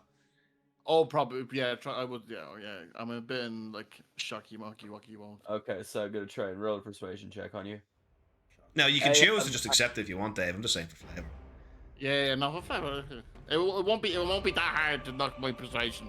I'm not gonna ask like. It must be natural 20. Inspire me, Daddy. I'm assuming that's what you didn't want to happen, but come on, just keep going. A simple talk to me like that. Yeah, 18. Oh, yeah, perfect. Yeah. So I'm gonna give you a bardic inspo. Bardic inspo. Oh God.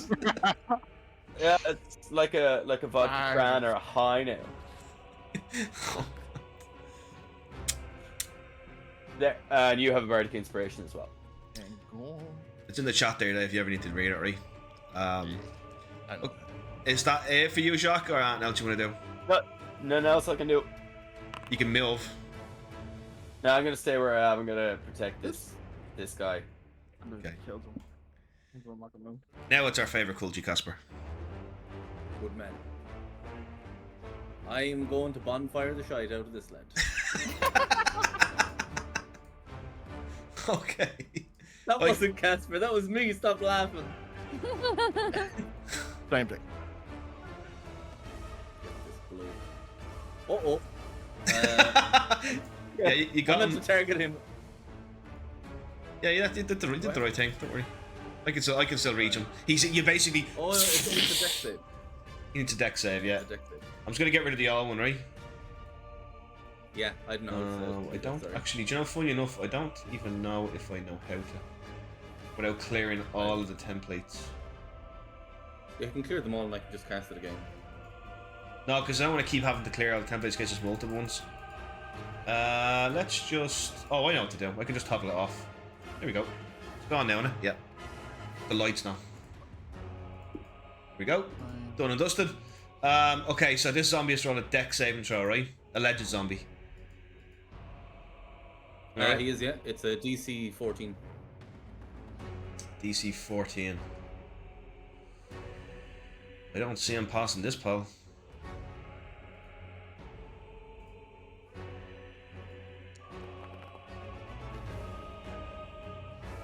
And he fails. So what happens Burn now? in the Oak Father's embrace, you dirty, rotten, smelly, stinking bastard. And let's now cast it. Yeah, you basically, you guys just see Casper say those words, put his hand out, and you just see he mutters these magical kind of strange kind of language, you know, ancient. The words he mutters feel ancient, like an old oak in the center of a massive forest. As he, yeah, exactly, a real kind of like entish kind of sound. As you just see flames burst up around the zombie. You do. What's damage does it suffer? 1d8. 1d8. Okay, do you want to roll the motion? 8. 8 damage? Nice.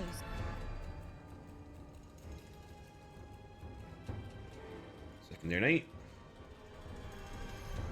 Okay, it's 8 damage, yeah. Yep. Holy billies. Right. So yeah, you just see you engulf it in flames, and it's just like, "Argh!" Now it's a flaming zombie. Okay. Oh, great. Do you want to end your turn there, Clock? Yeah. Okay, cool. Did you mean to make him stronger? Well, he fucking smells better anyway. Yeah, fair point.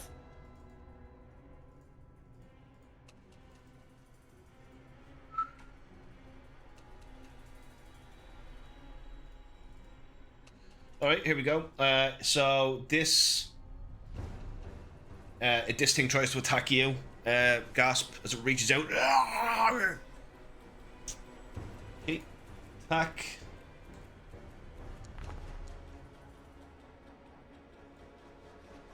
What's your dex? Oh, what's your AC?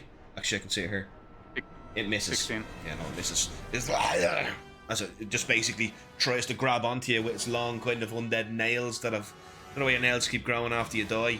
One of them, you kind of come down, you push his left hand away with your staff, shattering one of his nails as flecks of dried blood kind of just go onto your face, and you manage to just push him back because it tried to drag you down almost.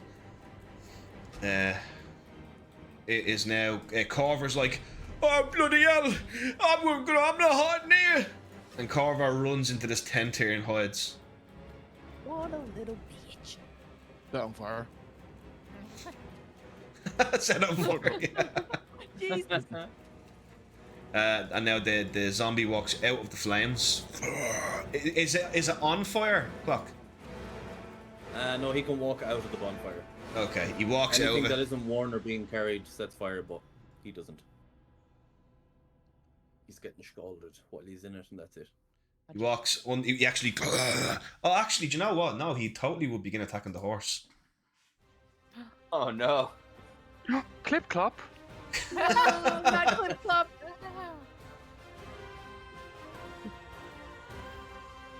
Okay. Fucking horse. Come on, horse. Kick. No,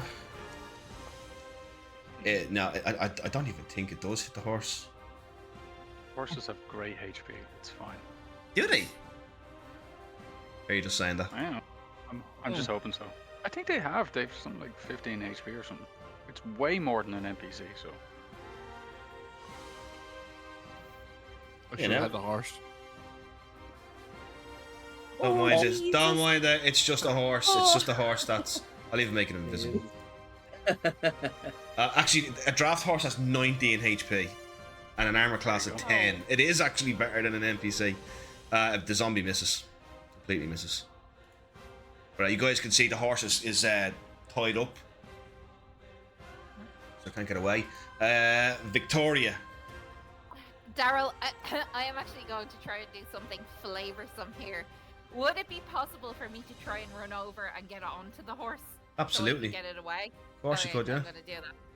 So I am going to move over to the horse. Yeah. And then I assume it's like an acrobatic, or athletics, or what? To get on the horse? No, you just get on the horse. Just use your movement. How much movement did you use there? Well, I mean, I wanted to do it a bit stylishly where people would be like, wow, look at how she got on the horse. Yeah, cool. Go for it. Roll me acrobatics check. Don't roll it that Oh, one. please, that one, please. Please face Hop up. on the zombie instead.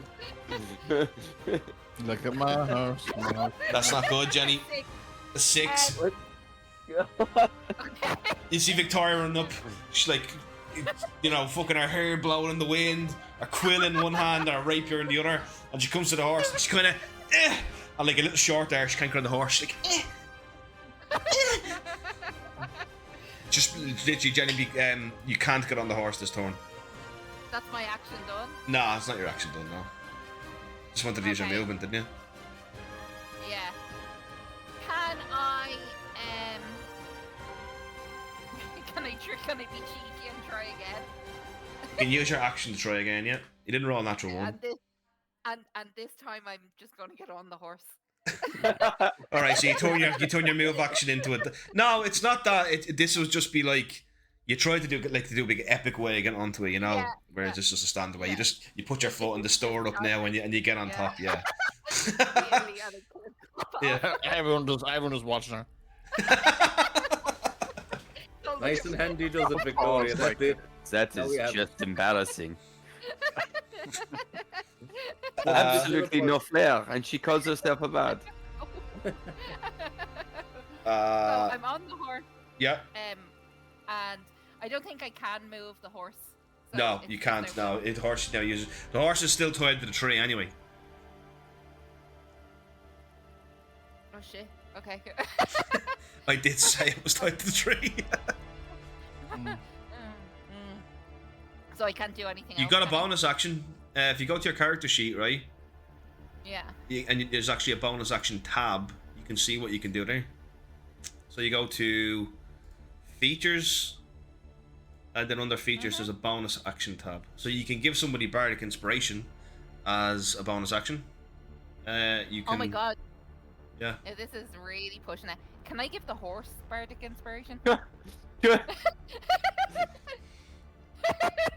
I want to inspire the horse, Daryl. So that maybe it'll kick the zombie if the zombie goes to attack it. It'll feel like Probably do that anyway, Jenny. It's a horse. Jenny, That's I'm generally actually how they looking at react to this, right? predators. Yeah. There are some spells that and stuff like that say cannot affect a creature with less than 3 intelligence. Bardic inspiration is not one of them. So yes, you can use bardic. You can sing it. You can sing it a little song in the air to calm it down, or something. I'll be like, clip clop, be free, and then I hope to inspire him to. All right. Then I'll always go. All right. Use your bardic inspiration there. You hover over the name and click on the dice. Oh, I hover. Inspiration. Sorry. Now this is where I struggle. Sorry. All right. So you're looking at. You're in the bonus action tab, yeah. Yes. Hover over bardic inspiration under active abilities. Yes. Click on the dice that appears when you do that.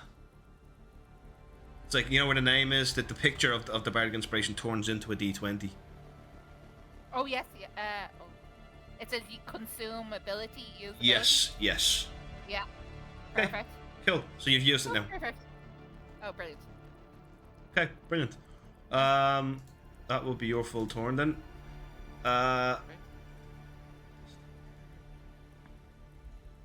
This kind of walks kind of in front of you here.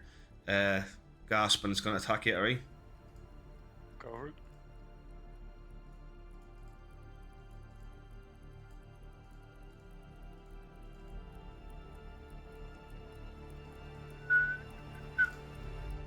It basically comes up and tries to, you know, slam you. That's what the attack's called. You know, slam me. It doesn't do anything to misses though. Like a slam battle, like. Okay. It reaches out to kind of tear you apart, but it fails miserably. Bro stomp in the yard. Bro stomp in the yard, exactly. Now the one that was no, this isn't the one that was on fire. Can I ask you a quick question, Daryl? Yes. How did you get rid of those templates? Because they're still on my screen, all 3 of them. So if you click on the top left, right, you click on the measurement controls there. Yep. You'll see beside each template there's like a big a white box with a splash symbol on it.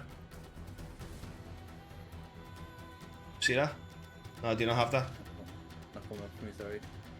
Go ahead. It's okay. If I can't do it quickly, it's okay. You can. You can also just go down to the trash can thing when you click on measurement controls, and you can clear all the templates off. So it's just, I'll talk you through it again. Top left, underneath you'll see token controls first, then measurement control is 1 down. Yeah. You click on measurement control. Yeah. You should see clear templates. You can't, don't worry, maybe it's at the end thing. Maybe, yeah. Okay, cool. Don't worry about that. Okay, you're not going to get rid of them all anyway, aren't you? Oh, there we go. Thank you. Yeah. No worries. I'm just trying to learn what I can do and what you can do with it, you know. Yeah. Alright, so this one, I'm going to roll to see if this one goes for you, Gasp, or it's going to go for helpless Victoria there, right? Is it not my turn? Is it your turn? Penny hasn't had it. It is. I'm sorry. I keep doing this. I apologize. No, you're okay. I also don't think I activated my rage properly. I don't know how to do that. Yeah, let me have a look. Okay, so if you go to your rage, see when it's under your features? Yeah, in features. You see if you hover over rage, there's like a dice button comes up beside it? Yeah. You click on that and use Yeah. ability. Ah, very nice. Go, and it Okay, comes up in the perfect. chat what it does and all, blah, blah. So it is your turn. Sorry about that, Penny. Nope, that's okay. I am going to, now that I'm in the rage and I've spotted my prey, Gasp will just hear dove, dove, dove, as she's just charging with her morning star, and she's like, ah! And she grabs her morning star and she swings as she takes a running swing to this zombie here. So as she passes him to here, she has swung her morning star on the way. Yeah. I am sorry to how do tell I do you, that? Jess, you are now fighting at a disadvantage, okay? Oh, actually, you have an advantage because you got them surrounded. That's a D&D rule, isn't it, Dev? Yeah, Well, flanking. Flanking, yeah, but you're fighting now in darkness that you can't really see very well. You don't have night vision. Even if it was like I took the swing here but ended running here? Or is that not something I can do? No, you can do that, yeah. Yeah, of course. Yeah, of course you can do that, 100%. Okay. Okay, so So, what are you targeting gonna... the guy. Yeah, once you've It's still a targeted flame him... roll. It's still not an advantage, or it's still a Straight straight roll. Either way, it's still Yeah, straight either roll. way, just straight roll, just because you're losing your flanking advantage. Okay, so I left click on the zombie. Left click, yep. In that Yep. right, guys, it's different for yours. Carl, do you want It's to talk? double right click. Double right Double click. right click. To Double right click. select it. It's not letting me Target select it. him. Yeah, to target him. So on your right hand or left hand side of the screen, where you see the little person icon, a square locator brackets, and below that you'll see concentric circles. You click that, then click the token that you want. At which point you'll see 4 Little red arrows. corner arrows. Yep, that means it's targeted. So then go and roll your specific attack, and they should allocate against that token. It's not super important if you don't, though, don't worry. It's not like Warhammer. And then I just Thought click we on were my gonna talk about Warhammer. weapon and then attack. With Yeah. Yeah, just standard attack. There you go. Ooh. oh, that is a hit. 16 to hit. Yeah, that hits. Nice damage. Did that add my rage damage? Did No, it? it didn't look like it did. So, Doesn't look let's like see. 1d8 plus 3 plus 2. So Oh, wait, plus it does, yeah. +2 is your. 2's proficiency, no? 3 is our No, strength not to bonus, damage. and 2 is our proficiency bonus. We don't add proficiency to damage. The damage rolls, yeah, you did right. So that would be the. Yeah, that's your rage. Yeah, that is That is rage. my Yeah. rage. Okay.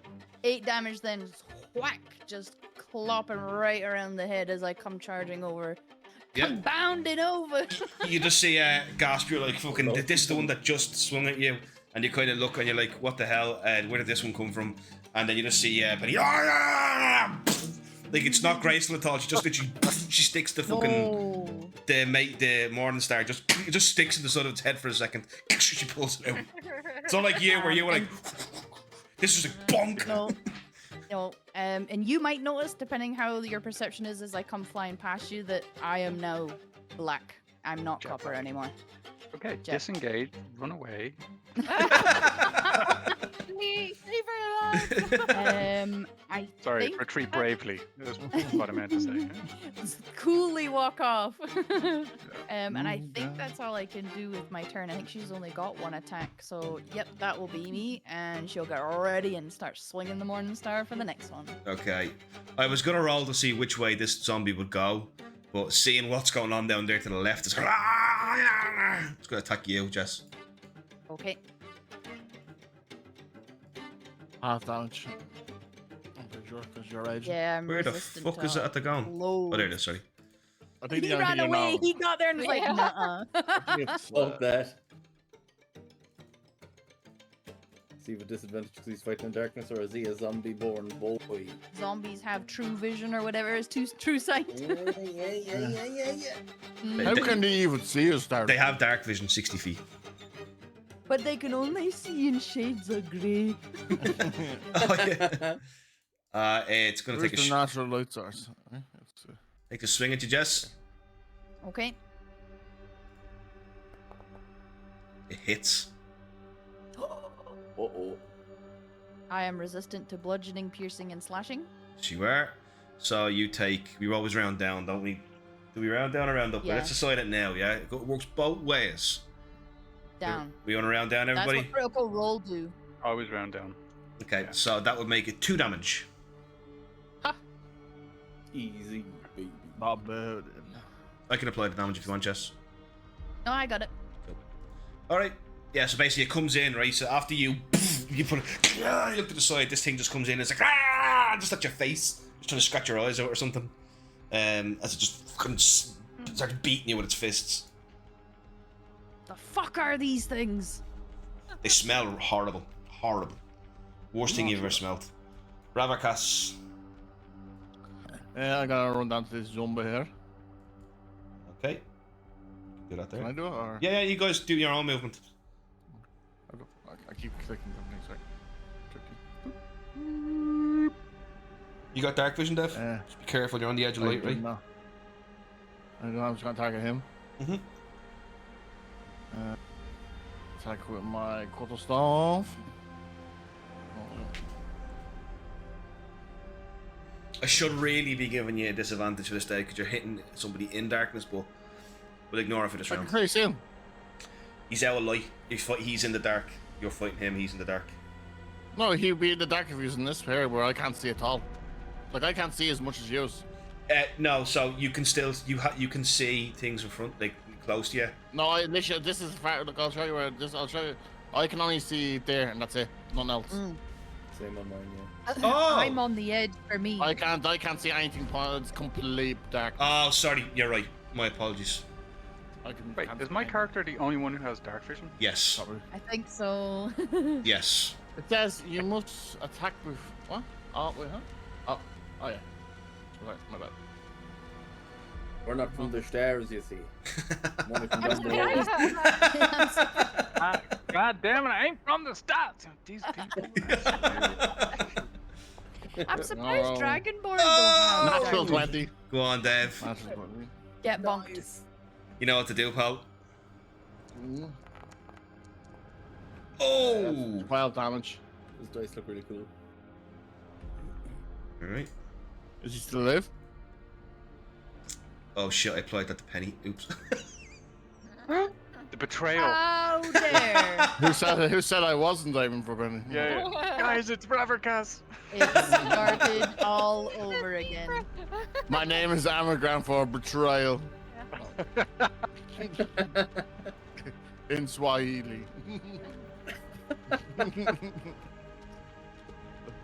So you did 12 damage, Dave. Yeah.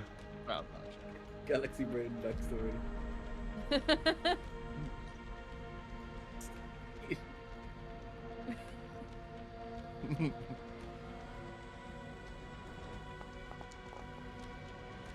So yeah, you come in, Dave, and you're just like, oh, with your staff. With your staff on it. yeah, it's not. You actually stick your staff right fucking through its face, man. Comes at the other side, and its body just goes limp as it hangs there, and just as it doesn't actually die. Yeah, I'm going to bonus action. Okay, Attack it with this. you're gonna punch it next. Which dead. This is a key point to this, is it? Or this is just No, monk ability, innit? Yeah. Yeah. I thought we don't have to punch it. Monks don't get key points at level 1, no? It's. No, level 2. It's. Sci-fi, cyber music. 8 damage with my fists. 8 damage with your fist. Okay. Cyber cycles. God damn it. This time, Dave, as you go, you just you cave its entire face in, and I just literally this time falls to the ground, completely dead, full on dead. I will fix that. It music seems later. your undead fortitude has.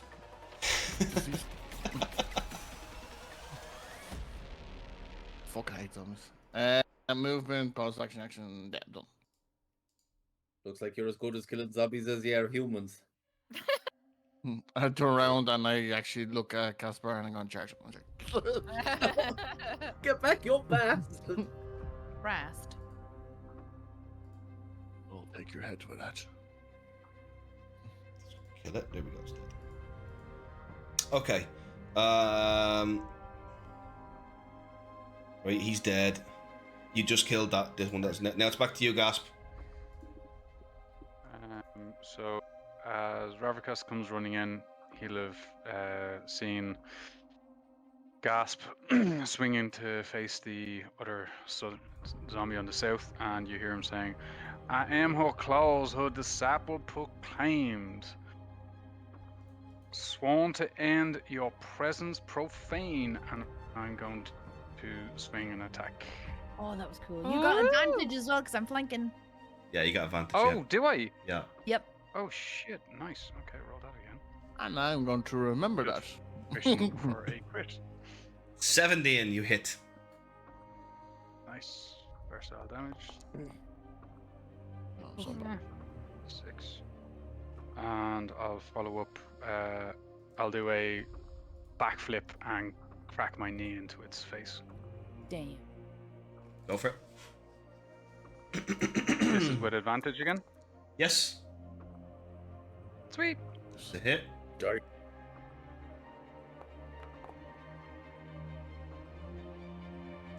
All right. So you kind of swing your.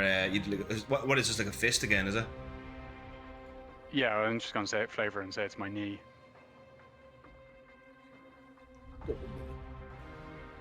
I feel we're getting into a monk off now with this zombie. You can do better damage, like. Call that an uppercut?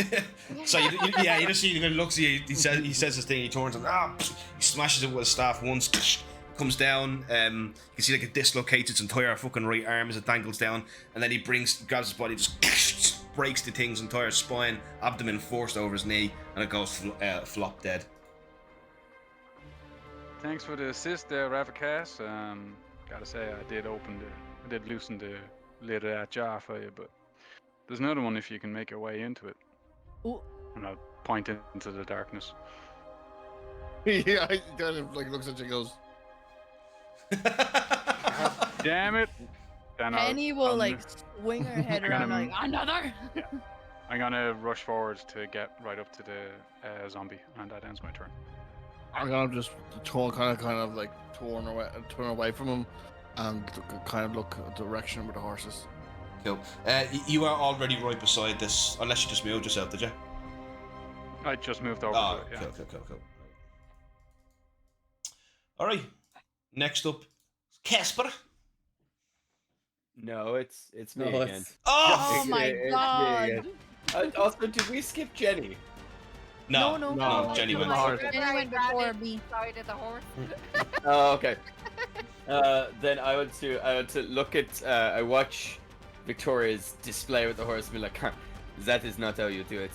I cast Speak with Animals on myself and shout, clip clop, mon brave, to me! Rip yourself loose and come to me! Fucking horse is trained Are down. you talking to me? Oh no. To me, clip clop! To me, mon brave! Remember, the horse has bardic inspiration. Yeah, roll me a persuasion check, Jacques. Acoustic horse. I've been planning this for the past few turns. Claw. I heard that claw. 19. All right. Now all I have to do is just make Horse sure. name, Chris. What? Okay, what was it? The horse name? Clip clop. Someone just gave it that name. That's not even his name. It's stuck. That's it. Yeah, I'm gonna just call it clip clop now. Fuck it. Okay, intelligence. An intelligence saving throw to resist, obviously, but it has a 1d6 to resist it. What's going on? Why is he resisting? Because he's stupid. So, My first spell slot is stupid horse. okay, so he rolled on his intelligence check. Yeah, he rolled a 9, and I added the d6 from his bardic inspiration from Victoria. He got 6, so it's a 15 minus 4. The total is 8. Something like that. So yeah, he just goes. Oh, come right over to you. Oh god. He's just gonna kill himself.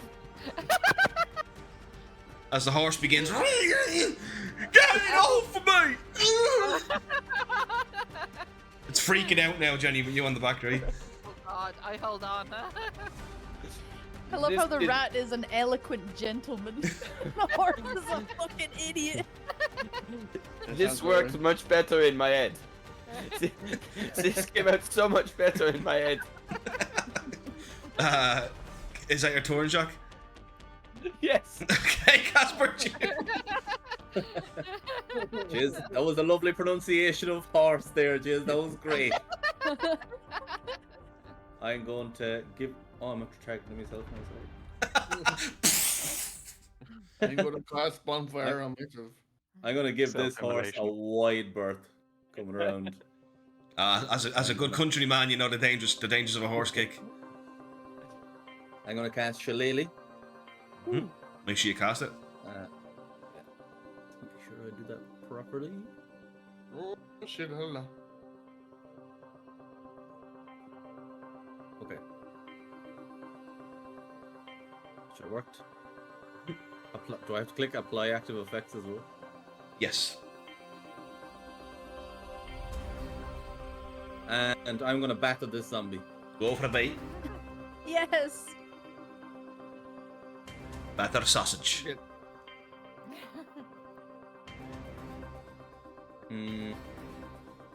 Oh, nice. Yeah, it says Shillelagh beside the pitchfork.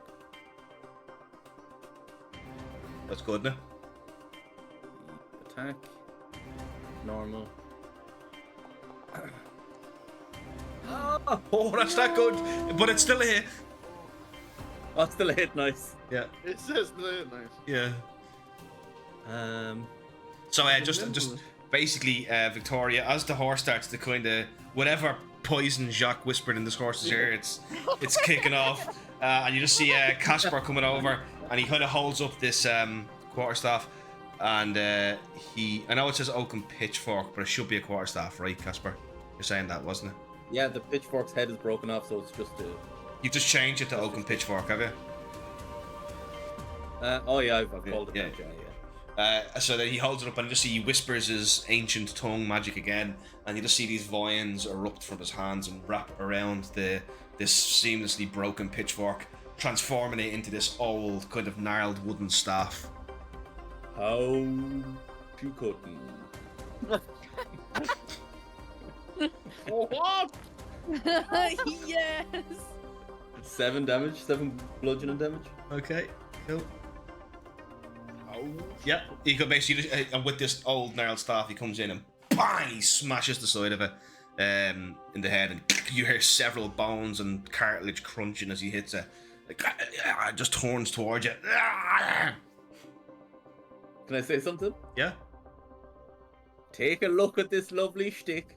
You'll drop down dead, you dirty prick. And I'll give a wink at Gasp.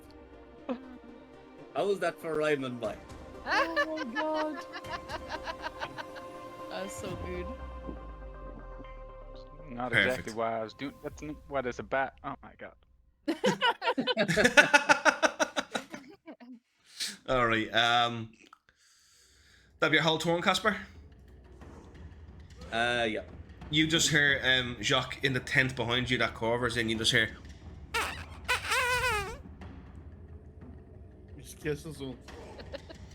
I look at the fire and I look at the tent and I look at the fire and I look at the tent. No one would know. This zombie is going to target you, Casper. Mm-hmm. He turns to. "Rah!" And he. I think he misses. Your AC is 11. It's only 11. Yeah, he misses. I'm rolling dog shit. Absolute dog shit. Oh, actually, that was a natural 1. Was it? Oh. Did the zombie have to move to get to Casper? No, it was a 5. It was a 5. Zombie's right beside him. Okay. Yeah, he misses. Ah! And you kind of push him off with your big dirty stick. It's a clean stick. Victoria, you and the horse's turn are simultaneous because you're on top of it. So I'm just going to very quickly roll a strength check for this to try to break free. Oh god. Yes. I'm so happy. Does it still have Bardic Inspiration? You used it.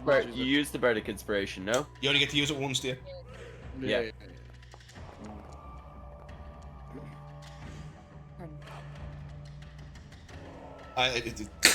The rope snaps free. But you give a chance now. What do you want to do, Jenny? I'll get the horse out of danger. Roll me I an will animal try- handling check. Nay. Oh. Nay. Would she make it with advantage because I've spoken to the horse? Go. You've told. Well, you're kind of looking to do the same thing, Jenny, as what Jacques said. 8. I'll give you advantage because it's the same thing. You're looking to get it out of combat, right? Yeah. Yeah, go on. Oh, sorry. All right. Oh, Jesus. Oh, well, it's 8 and 17, so it's the same roll. Sorry, I did do that wrong. I should have just rolled another one. Oh, okay, cool. But I got 2 8s. Yeah. You and the horse get out of combat, but the zombie's gonna take an attack of opportunity on the horse, right?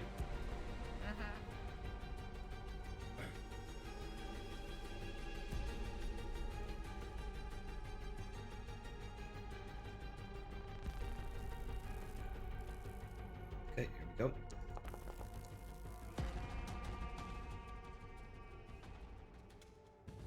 And are you ready for the results? Zombie gets... Oh, man. 22 to hit. 22 it's hitting the horse, yeah. Right, Yeah, surely if it hits it in the horse's ass, the horse is like, yep, I'm out of here. Yeah, that's exactly what I was thinking. So basically this thing just puts a big massive scratch. You just see it peels some flesh off the back of the horse. And the horse and it begins running right towards Jacques, sprinting towards Jacques with you on top of it. Sorry, alright? Oh no. Oh no, I've made a terrible mistake. I can't move the horse, so I made it part of the map for some stupid reason. So it's over there with you, alright? Is there anything else you'd like to do, Victoria? You used an animal handling check, so your action's gone. Okay, no, then I will try, and once the horse is moving now, so once we're kind of out of distance, I try and calm it down. Okay, you can do that next turn, alright? Oh, yeah, no problem. Okay, So sorry? I'm done. Kill it. Penny. So can I, is that zombie that's over there by Casper, is that the only zombie left in the vicinity? Vicinity. Is it? Is it? Is it? Would you not see Gasper fighting someone right in front of her? It's pitch black there, man. It's nighttime. Yeah, it's dark. You can hear Gasp bro, fighting yeah, something in front of you, and you can smell it. Yeah, there's something in front of you. Smell it? You can't see it, but you can smell it and hear it. Smells and sounds like a dirty ass. That could be Gasp though. Does it smell like How dare you. I've been traveling with him. I know what he smells like. I would say like a dragonborn has a good sense of smell. Sure. I would say so. And also, Dragonborn don't defecate. Isn't that mad? What? Yeah. They definitely. I did not know that. In Baldur's Gate 3, I got a Dragonborn option to mention in a conversation that I don't defecate. Oh, cool. No. Yeah, that's what. Laws of biology swear. and physics, but That was, okay. Are you sure it wasn't a deception check, Daryl? Yeah. You No, weren't it literally telling said- me fib. Someone said Holy something shit, was about. the game trolling you and just saying you're full of shit. No, maybe, but like I don't know what it was. It was like a Dragonborn option that said that. Well, do I like, I can't believe I'm gonna have to type in do Dragonborn shit. yeah, and also I looked into how Please do, Dragonborn's rule mate. lawyer. How Dragonborn's mate Don't is look at mad. images. If Dragonborn's mate with the same color, yeah, they lay an egg. But if Dragonborn's mate with an opposite color, they carry it like a human. That's freaky. That's what weird. I read that somewhere online. I was like, what the fuck? Why did you read this? Why did I read it? When I was making me Baldur's Gate 3 character. Daryl, We like to Daryl, I think you're very interested in Yeah. Google search history. I'm all about Yeah. the sex. Dragonborn Rule 34 egg. Enter. Shut up, clock. Don't be saying that on stream, right? Yeah. Okay. Go look So that up. she'll just kind of turn and smell, and even though she can't see, she'll be like, "I can smell you, you rotten bastard!" And she's going to swing the Morning Star to where she thinks the thing is. Okay, you And I know this will disadvantage. probably be a disadvantage. Yeah, Yeah. if you get natural Can one, I- you're hitting Gasp. Okay, I'm real sorry, guys. I actually can't target anything in front of me. 'cause I Yeah, can't see just it. roll with disadvantage. You can just roll the attack. Don't worry about it. Just roll my Morning Star. You'll see a disadvantage option. Just let you know, Daryl, that's a joke in the game. By the way. Is it? Yeah, because it says here's a joke. 7 older races have that dialogue option. Oh, okay. Oh, yes. Good to know. So close. Daryl, are you crying, Daryl? No. Okay, so what did you get? You got a 7. 7. That will be a miss. Okay. Yeah. Missed. I'll get you next time. Oh. And that's me, my turn. Okay. Alright. This thing is going to strike out at one of you two, so I'm going to roll a dice for that. 1, 2, Penny, 3, 4, gasp. It's a 1, 2, it's you, Penny, and he's attacking with advantage. Come on. You kind of want him to attack you as well because you lose your edge. No, she Sorry, attacked. Yeah. Why What? is he getting an advantage? Because he's Because in she can't darkness. see him. She can't see him. Okay. Yeah, Kind of like stealth. yeah, Okay. Gotcha. Kind of, yeah. yeah. And Zombies have really good eyesight. Well, you Right. want them to hit or you lose your edge. Oh yeah. no. If you even if you miss an attack, Dave, you keep your edge. You don't need to hit an Sure. attack. Yeah, you don't need to hit an attack. Yeah, you You just have have to make an attack. Yeah. Oh, okay. Oh, Come on, Happy. Look it up. What's our phrase, Dave? Strength and honor. Is it strength and honor? Yeah. Can't remember from today. Is it? Is it though, Dave? Sounds like it's not your phrase. Strength and honor. It is strength, Dave. Strength and honor, brother. You literally asked me to wait. I did actually say that. Yeah, I've such a shit memory. Right. Features, slam. Here we go. Yeah. Attack. Ah. Oh, this is not good for you, Jess. Is it not 20? It was. I forgot that the advantage. No, it's a 18 to hit. Yeah, that hits. Okay. Oh, you're fucked, Jess. That's a whole 1 damage. Oh my god, I I- can't believe I'll you've apply done it. this. Actually, you just play. Yeah, it's 1 damage. I play it, yeah. Yeah. Now I know where you are. Basically, it does this. Look. Jams his thumb in your ear. Oh, Dirty rotten tongue. oh, it's so gross. If Why he Snap does them off that, and leave it there. snap and grab his arm and know where you are now. Cass. Yeah, because the horse not there no more. Eh? It's not there anymore, no. I'm gonna attack this zombie with advantage. Flying City. Yes, advantage, definitely. You can actually make it on your attack, Dave. You can change it to advantage.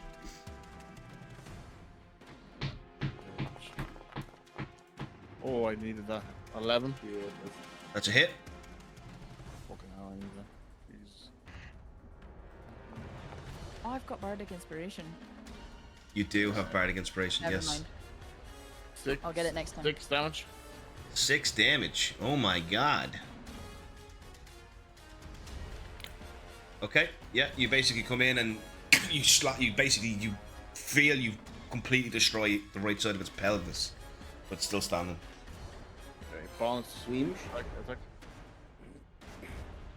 Advantage. Oh, 25 there. That would be a hit, yes. 5 damage. Okay.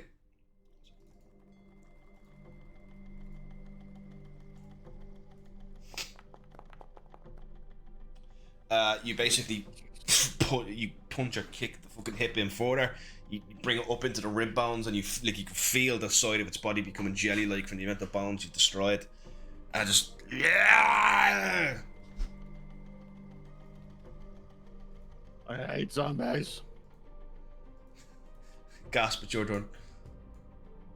I'll circle to the back of the zombie. Now Yep. it's concentrated on Penny. That means I'm flanking and I get advantage on this, yeah? This is correct. Excellent. Oh, natural 20. Oh, Not Ooh, 20! look at all the stuff coming off it. That's cool. Sparkly Nice. dice. And critical hit on the versatile Oh, Nice. for a total of. So as I crack it on the side of the head, I'll then flip the bow staff round and I'll pull it from the neck back and jam my knee into its back cool. Nice. to, which would be last advantage. Yeah. That's a hit again. 5. Yeah, 25 this time. Uh, And then I'll shout to Penny, if it's still alive. As I drop to my knee, I'll say, Penny, swing wide to the east. okay, so that means that you have no chance of hitting Gasp anymore if you're on natural 1, alright? Okay. Yeah, so when you crack its back, it kind of falls backwards completely in half. It's kind of slopes back like that. And it slips out from under you and it comes back up. Towards the... well, it's not angry, but yeah, it's still alive. It's Angie. Angry. That's my turn. Cool. Jacques. I know why that My keeps turn, happening because you're clicking end turn, aren't you, Carl? I am, yeah. Yeah. You guys can do that. You guys can click end turn if you want to. And I keep going to next and it's skipping Jacques. But not this time, Jacques. Right, so did I see the zombie attack the horse? Yeah. Jacques is an idiot. Okay. So would he assume that... I'm thinking now, saw the zombie attack the horse, and now the horse is running towards him viciously. So I think in Jacques' brain, Jacques is like, "Oh no, the horse has become a zombie. I think I'm gonna attack the horse." Yeah, man. If you think that's what Jacques would do, go for it. I don't want to be that player though, but I feel like I have to. I'm gonna shout towards Clip. I'm gonna shout at Clip-Clop because Speak with Animals is still going. I'm sorry, Clip-Clop, but you're infected. I must end you. And I'm gonna attack it. Okay, here we go. No. Oh, here's coming out. Oh, Clip-Clop can talk back. Maybe I'm not. So first attack. This is my first attack in this campaign, and it's against a horse. Our horse, not a horse, but our horse. Our horse, yeah. Our friend. I Our don't want- family. I don't want to be this player, guys. So I can't target it because it doesn't have a token. Did I just roll attack? I'm gonna give you a token now. 1 second. Oh yeah, just roll your attack one. Also, there's no way to do my bonus, my offhand weapon. It's not giving me a way of doing my offhand attack. It'll be a feature, would it? Is it equipped? Yeah, it's equipped, but my dagger and my rapier are equipped. All right, I'll have a look at it now in a You second. need to set it up as an offhand attack.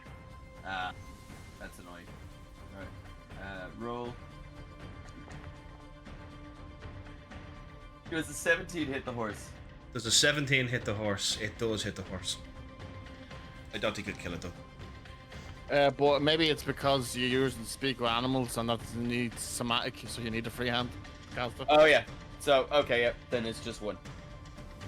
Okay, what you do? 7 Then damage. it's 7 damage. I say attack the horse with my rapier. All right. So basically, as Victoria, as you're kind of coming over with the horse, and you're beginning to calm it down, you just see Jacques. I'm sorry, but you're infected, and he slices it with his rapier. He's saying that himself, or is he speaking horse? Oh yeah, what are you speaking horse or? I think I'm speaking horse. Oh, yeah. So you just see Jacques. Oh my As he slices it, and the sausage sounds like. Chaos over there. And there's literally no bagglers near them, and there's absolute chaos. I know, yeah. But you do see that there's blood all coming from the front of poor Clip-Clop now. Jack is crying. Is that the end of Jacques' turn? Yeah. Jacques, destroyer of horses, lord of La Danciers. Weeping as I stab the horse in the neck. That's the end of my turn. Casper, you're seeing this go on over here. What in the name of Michael Flatley is going on over there? He is infected. I must kill him. I must kill Clip-Clop.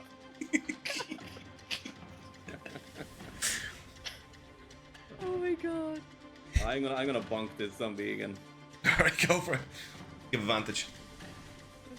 Nice. Oh, not you.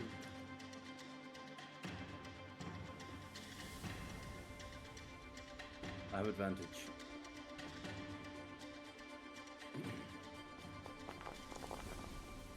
Oh, natural 20. 20, baby. Yeah, nat 20. Yes, let's Yeah, dude. go. Savage. That 20's galore tonight. Alright. Hit.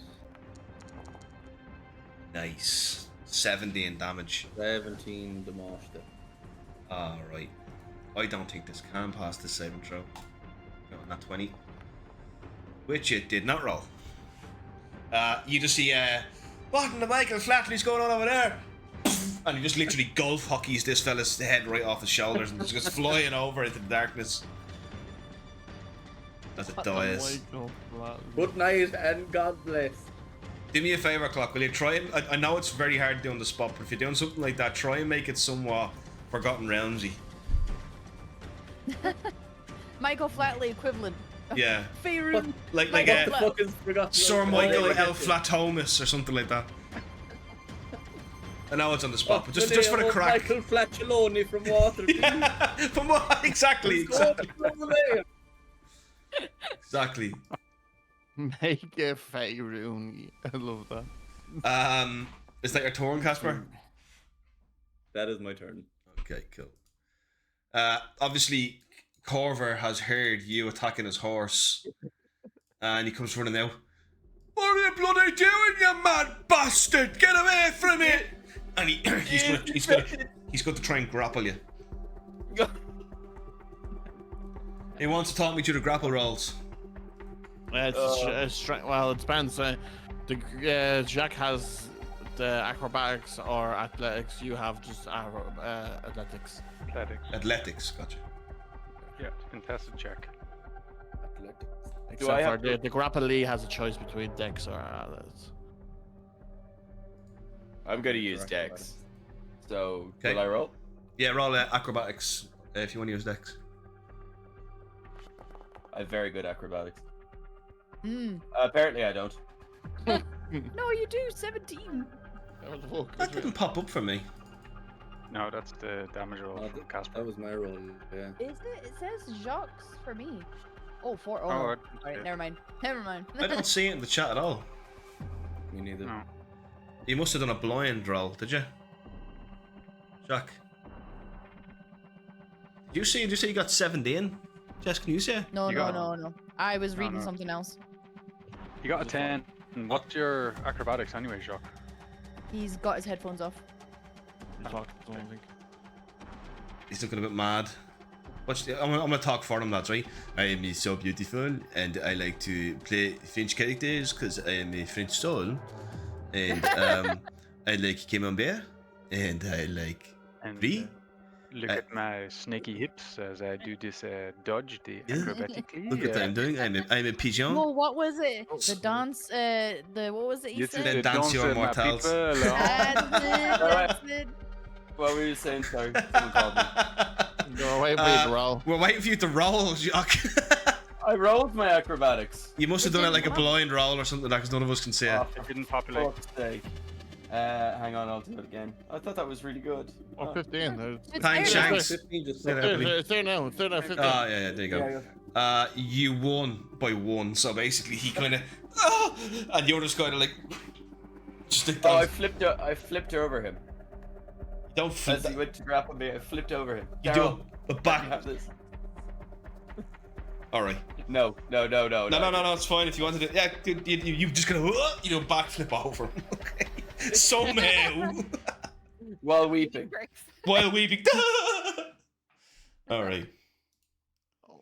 And he, Victoria Corver says, "You have to stop and clip up's all I've got." Right, I turn to Jocks and I'm like, if you want him, come and claim him. You know that. Oh! And But I then don't want to do this. I mean, this is my responsibility. and I am going to cast Healing Word on the horse. Aww. And this game will last forever. So, I don't have. Dave, this feels like the time we played the D&D version 2 a little bit, doesn't it? Yeah. Anyway, So the horse gains 3. 3 health. Very good. Okay, that will help it. You see some. You just see Jacques as you look over. Corver's in front of you now, obviously. You just look and you see Victoria casting a spell onto the horse, and you see some of the cuts that you put into it just beginning to heal over. But you have restored him. You have healed him. And my first response was murder.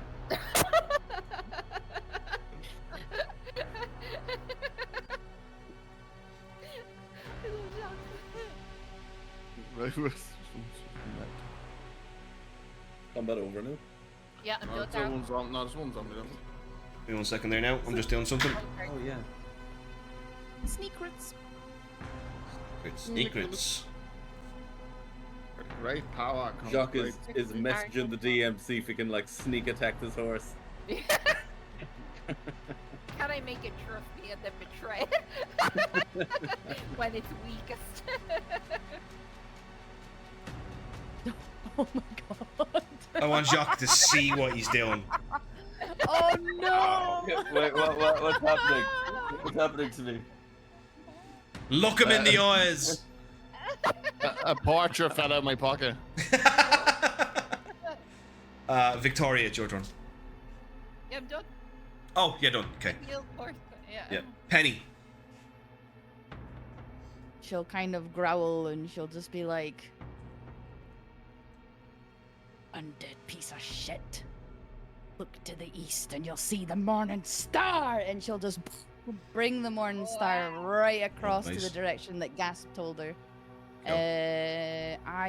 Do I get a flat roll now because of flanking? Yes. You do, yes. Okay. And I will. Oh, why is my thing not coming up?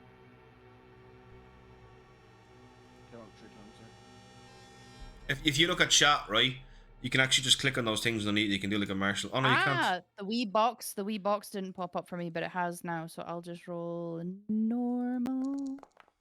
Come on. That's a hit. Big time a hit. 23. Yeah. And then my damage. Where's? See now the box is gone and I can't roll. Oh no, there we go. Oh, ignore that. That was a mistake. 6 damage. Nice. 6 damage. Minimum damage is 6. It's a level 1. You basically just see. I'm just gonna, because you're raging, I'm gonna take over here a little bit, Penny. You just start going. Sure. Yeah. Basically, this thing started as an upright zombie that you had broken the back of, Gasp. By the end of Penny's attack, it is a pile of mush just on the ground. Basically just destroying it in a rage. Watching on wide-eyed, like as she's Gnarling what is and now- growling. She's pummeling what is now soft earth. Continuously, like, oh, god damn, that girl's got anger issues. Penny, it's okay. Breathe, girl. Breathe. Breathe with me, okay? Shh, calm. Blue oceans, whatever you black dragon people like. I don't know. Bacon. Penny, what you want to do now? You got your movement. No, I'll just end my turn there. I'll just like keep hammering away, and then when he's like, breathe, think of the oceans, she'll just like kind of stop with her morning star in the ground, and she'll just kind of like look around and just kind of sniff the air to see if she can sense any more. Okay, cool. That is actually the end of well, no, Jacques technically in combat with the horse. Oh my god. I think I'm gonna stop. I'm gonna stop trying to fight the horse. Until it comes to your turn, the horse is in combat with you, pal. Cass, it's your turn. Oh my god. So what have I heard from over here now? You have heard Jacques crying. Where are you? Yeah, you're right there. You have heard Jacques crying, saying, "I'm sorry, but you were infected. I have to kill you." Attacking Clip Clop. You've seen Victoria kind of healing it, and I think you told him to stop, did you? I said, if you want him, come and Oh, claim him. that's exactly what she said, yeah. And then you've heard Corver come out of his tent and go, "Leave Clip Clop alone, he's all I've got." And he's tried to grapple Jacques, who's then backflipped over Corver. That is exactly what has just happened, Dave. I will correct that he didn't hear me saying you're infected. Oh, I must sorry. kill you. Exactly. You heard horse noises. You just said, Also, you did hear Gasp trying to calm Penny down as she turned the zombie to a pile of mush. You heard that. I don't know if you've seen it. I'm just gonna go over and use my action, and I'm going to put my staff in between the horse and Jacques.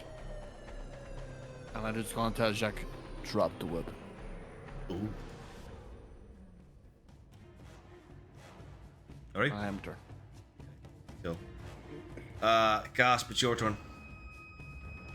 I'll approach Penny quietly. Go, Penny, it's me. I'm coming up on your left-hand side. I'm gonna touch your shoulder now. That's my hand. We're gonna go back towards the campfire. You see the campfire? There's no more zombies. It's just me and you. So you're doing good work. She'll Queen will just be kind of very like happy with what you've done today. very heavily like breathe, but when he touches my shoulder and says, "Penny, calm down," he'd be like, "I'm not Penny." Okay. Whatever the you are, twin. you're a blessing that the Queen herself would look proudly upon. You're doing good work today. Now come with me. We've got a... Oh my god, they're attacking the host! Why are they attacking the host? That'll be... Okay. Okay. Alright, Jacques. None of you understand. He was attacked by a zombie, and he ran at me. He is infected. He must be killed. I don't want to do it, but one of us has to. He's not doing, he's a lovely horse. He was bitten by a zombie. He will become a zombie horse. I am so sorry. I dropped my rapier. I won't do it, but one of you will have to. I am sorry, kid. Stop. Do they not eat horses where you come from, no? they do, but Jacques loves animals. Okay, okay. Oh my god. Saucy son, in agreement. I have speak with animals still active, so I Yeah. can understand Saucy Son. Oh, Saucy son goes, ah, yes, of course. I do agree. I don't quite believe that's how zombies work, you absolute imbecile buffoon. I love you too, Saucy Son. You have made an utter disgrace of us in front of all of our friends. Now I, for one, am absolutely admonished by this. Would you like a piece of cheese instead? What you're asking me, you would like a piece of cheese. Now you're speaking my language, Jackie boy. Put it in my royal regal maw. No. Reach into my pouch and feed him cheese while covering my eyes and crying. That's right, feed me cheese and cry, you silly man boy. Jacques, I'm going to end your turn with that. Right? Casper. Does this horse look like it wants to fight? No, it's kind of Victoria's got it under control now, but Jacques is having a mental breakdown with it. So he's like, well, crying and stuffing cheese in his little rat's mouth. I'm gonna walk forward then, and just be looking wide-eyed at the two of them, like, what in the name of the divine old father have I got myself into? Hands on me hips, shaking my head at them. Yeah, Carver looks at you. You're a genuine Casper. Is my horse infected? Just tell me outright. He's infected with shock and fear of getting stabbed by a rapier, I'd say. That's me honest opinion. And what about his own Maisie? Is he going to become one? Can I inspect this horse for zombieism? Yes, roll me a nature. No, you are a fucking druid, man. You would understand that is not how zombies are made. Alright, now that the gang have completely, utterly evaporated some zombies, And a horse. let's get back to some suspense. This one. Suspense. Suspense. Suspense. Okay. So, you stand victorious over this night attack of the undead. The man who was brought into the camp originally, who preceded this attack, is dead. Corver's horse, wounded. Jacques, emotionally distraught, being judged by his own wrath. Henny, a raging engine of destruction. Ravarkas, maybe, correct me if I'm wrong, Dev, a slightly guilty look upon his face. I'll definitely 100%. Okay. Gasp. Although walking back confidently, having done his queen's bidding. Determined somewhat. Sorry, Carl, I think we have a bit of delay on you there. Yes. If I talked over you there, sorry, yes, because I couldn't hear you. No, go ahead. That's exactly what I was going to be saying, yeah. You basically Gasp coming back that you're happy he was doing Queen's bidding, but also maybe you're throwing an stray eye over Penny and wondering what the hell's going on there. Victoria, still atop the horse, like our own little Arwen on the rivers of Rivendell, standing triumphantly. That was it. Lady Godiva, but okay. And Corver walking over and be like, "Oh, my poor horse!" And Casper standing there with a nice big Kerry grin on him. Take it away, guys. Any man, woman, or numpty chops can tell that horse isn't a fucking zombie. Relax yourself. You swear? You swear he's not a zombie? I do not want to kill him, but I will. I swear in my own hairy arse there's nothing wrong with that fucking horse. Lower that rapier like a good lad. You dropped the rapier, didn't he? You dropped it. You dropped it, yeah. You dropped the rapier. Yeah, I dropped it, yeah. After he drops the weapon, I'm just gonna go to the old man, and I'm gonna pick him up. And I'm just gonna walk off into like a bit of the I'm gonna walk over here. Lovely. So, where do you may go, have Dave? missed a thing or two, but why is your man dead? What the fuck happened with the horse? Victoria says, pushes up her glasses and said very matter-of-factly, well, Cass killed that man and Jacques turned on the horse. Well, why did he kill the man? Was the man turning? Was he a zombie? I don't know. I think he panicked. That's the only logical explanation. I think he panicked. Yes, I think we can excuse him for his misdeeds because of his panic.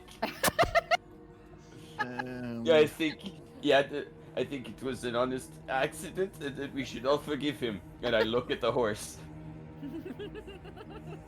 Not anyone else, but at the horse. The horse just goes, "Who, me?" Darl, either with me crowbar or the pythons I have, I'm just gonna start digging. Like a mashup grave. Shirt on or off? After a while, my shirt will come off. Yeah, you did say you look like George Clooney. In the rain. I can't move my token, but Oh, sorry, go ahead. You can do it now. You can do it now, I think. Yeah, I'll go over and I'll help him out. I'll say, excuse me one moment. I'll go over to Raffercas. Cass. Do you need a bit of help? I will atone for my own sins. I apologize. Well, if you allow me, and I'll sit down beside, or I'll take a knee beside the corpse, and I'll close his eyes, and I'll give a prayer. May you find embrace internally within her dark feathered plumage. Go to her, my child. She waits for you. And I'll step up. And I kind of just want to grab him on the shoulder. I want you to know, I didn't mean to.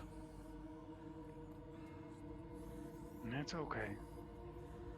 Fear strikes differently for some people in the heat of the moment. Your judgment will come, but it's not for me to make it.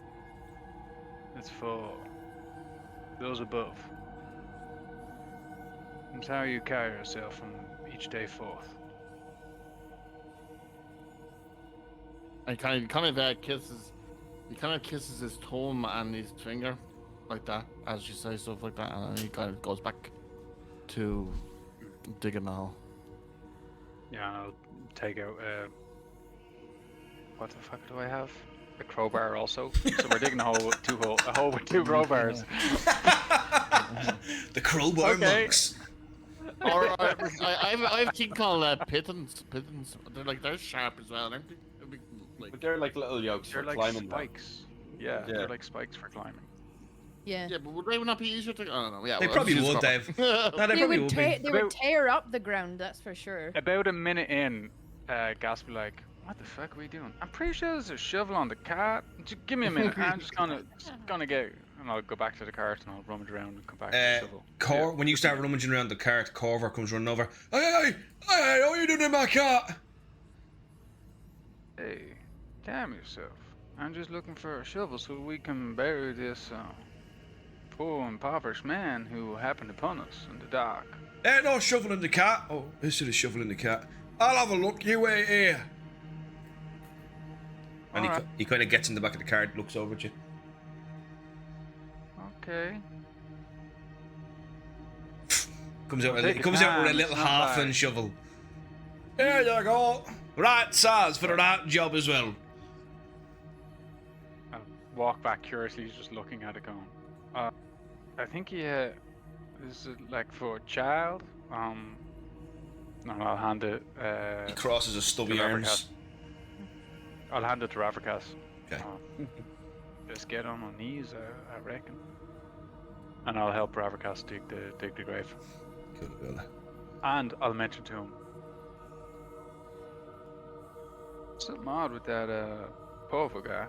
I tried to get the shovel and he all freaked out like I was going to be robbing from him or something. That's merchants for you. Always worried about their goods. Do we know what kind of trade he's in? Nope. Corver said he's transporting wine. Oh boy. What? Alcohol?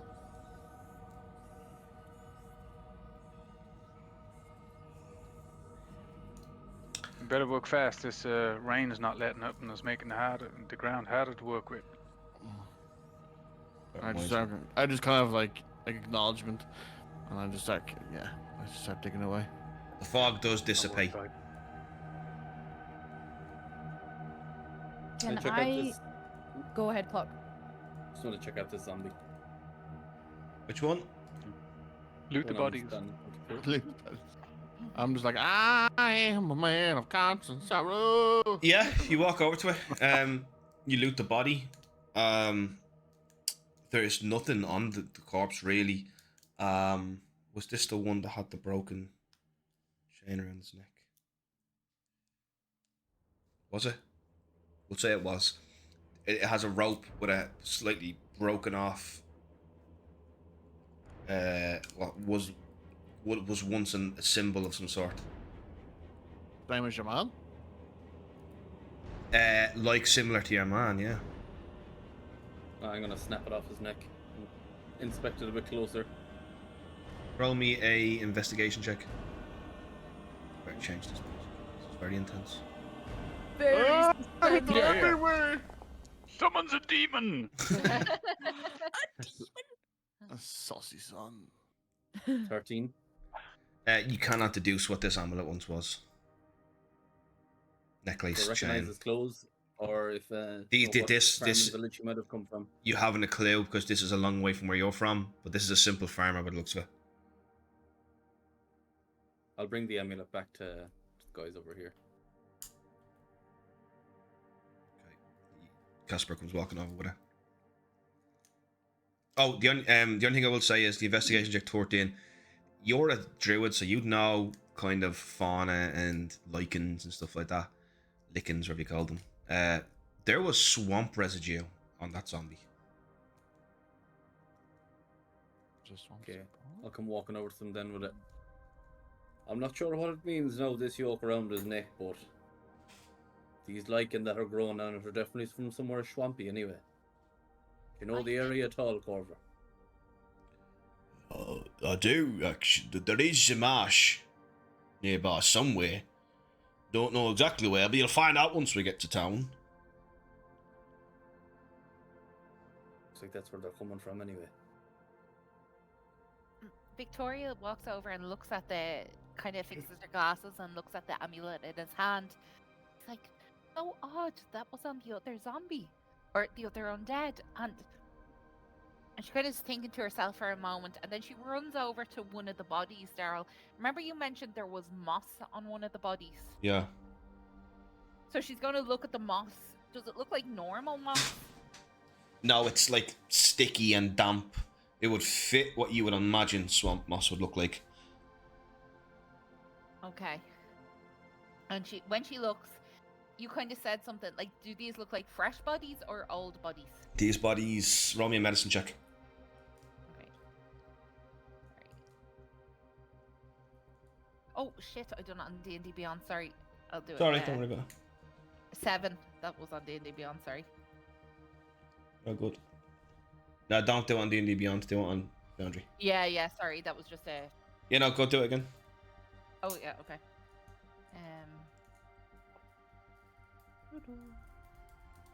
Medicine, sorry.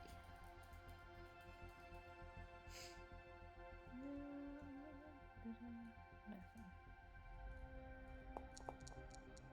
Oh, that worked for me. 22. Wow, that's a good roll. Nice. Jenny, this body could not be dead more than a week. And it has moss growing on, like a normal amount of moss, or? It's not growing on it. It's like it was wading through swamp. Oh, sorry. Okay, that's what I was trying to figure out. Okay. And when I look at that, I'm gonna... Is there anyone still beside the body? They're there. No? Down there? No, sure, Penny should be up here. No.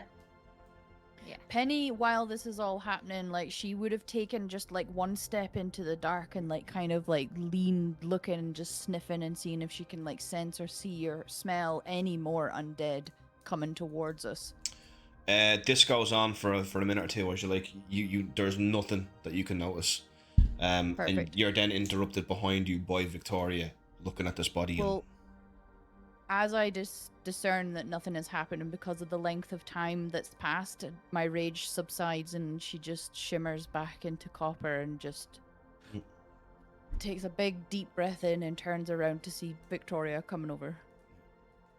Victoria, you see Penny walking to you from what looks to be 3 dead zombies around her. And what color is Penny now? Your copper? Copper again. Copper. Yeah. Copper. She'll Okay. kind of like run a bit over to Victoria and be like, "Are you all right? Are you hurt?" Oh, no, I'm fine. I'm fine, Penny. Are you all right? Oh yes, I'm fine. I'm absolutely fine. I think we did it. I think, and I'm gonna kind of like look around to see where everyone else is and be like, I think we got them. Were they zombies? Definitely. I just looked at the I've never body there, seen and them it was... before. There's more here. There's more here, and I'll kind of lead her, but kind of like not want her to get too close. Be like, look at these 3. Oh my god! And Victoria is going to like go down and look at them. And Daryl, is it all right if she actually takes out her notebook and kind of sketches what they look like a little bit? Yeah. You're Like, just... they don't have to be, like it would be very rough. Like You're a kind of- bard, Jenny. You can be good at drawing if you want. Yeah. Well, then if that's all right, I'll kind of sketch out what I see, and I say, and while I'm sketching, I ask Victoria, I ask Penny, I say, Penny, what happened to you there? You went all. Do you remember what happened in the fight? Would you have seen that, Jenny, just out of interest? You Yeah, we would. all saw Yeah, it. you all sorry. Yeah, you did, yeah. She turned on the log. So I'll Yes, just she kinda did, be yeah. like, Yeah, I was standing kind of beside the cart, so I think I would have seen it. I think. Yeah, you did, yeah. Sorry, what do you mean? What happened? Like, do you know how these people ended up dead, or these undead ended up dead? Well, yes, we fought them. Myself, Cass, and Gasp. And do you remember when you kind of got gusto and, kind of got filled with anger almost? No, that bit's a little bit hazy. And now, Victoria is quite an intelligent character, and she knows that Penny's not really getting what she said. Penny, can I ask you, you know that game we were playing about your twin? Yes. What's your twin like? Did you see her? I think I might have Does she come out when you're not here? And Penny will just kind of be confused by that concept a little bit, and she'll be like, "Tell me what you saw." Well, it's basically that you're so lovely, and that when these kind of undead came out, just turned black. Like black. You did. You saw her. You saw my twin. That's You saw Dahlia. Dahlia. Oh my God. She's not as friendly as you. But that's crazy. Do you communicate with her, or? In a way. Okay. But when I'm here, she is not. And when she is here, I am not. Okay. It's a very strange relationship that we have.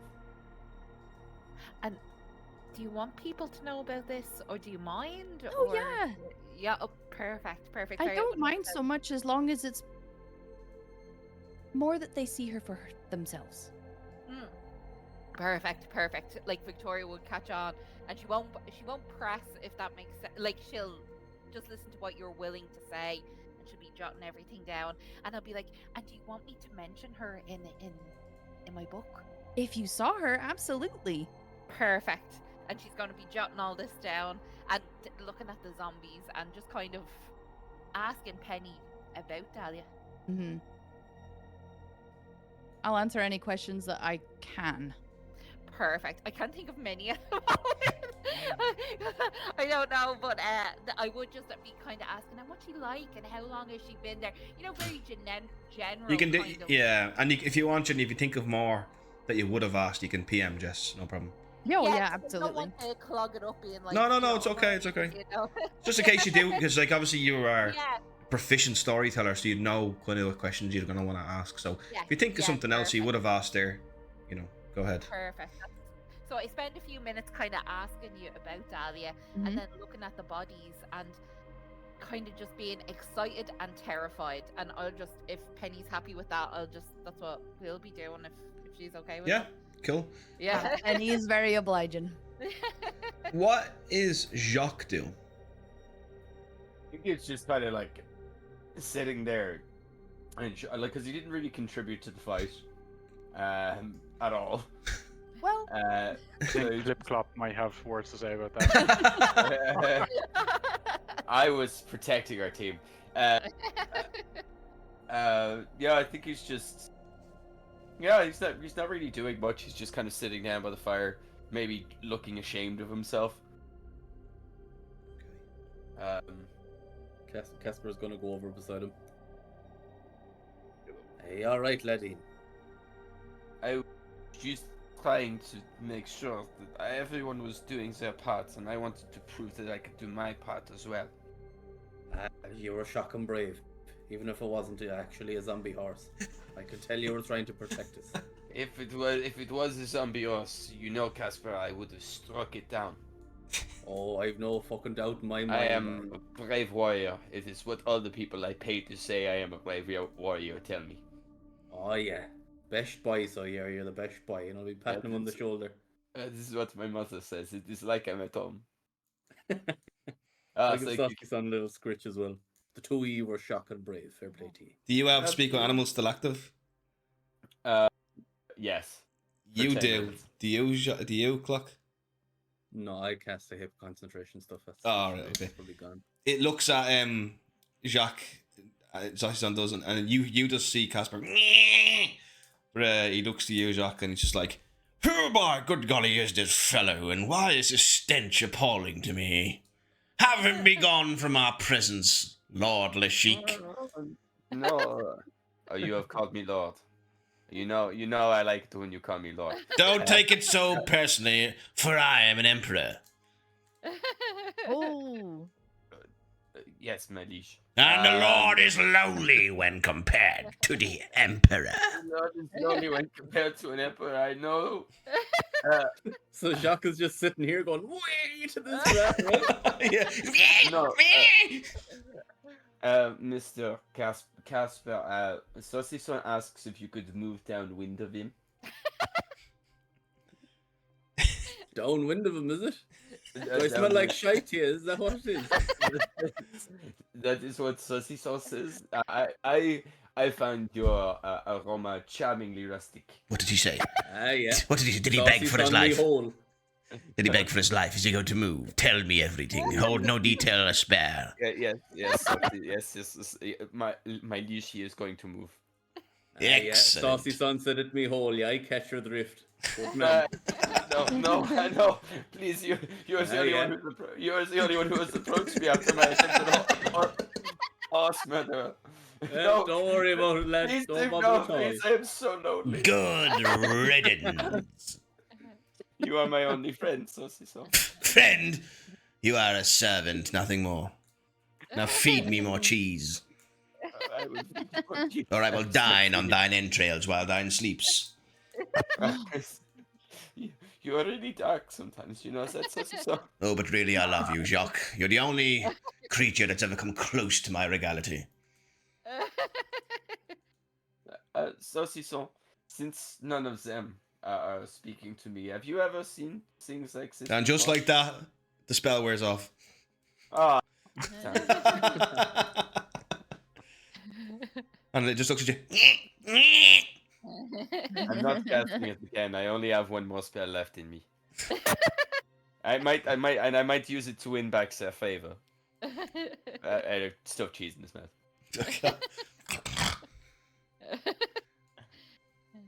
All right.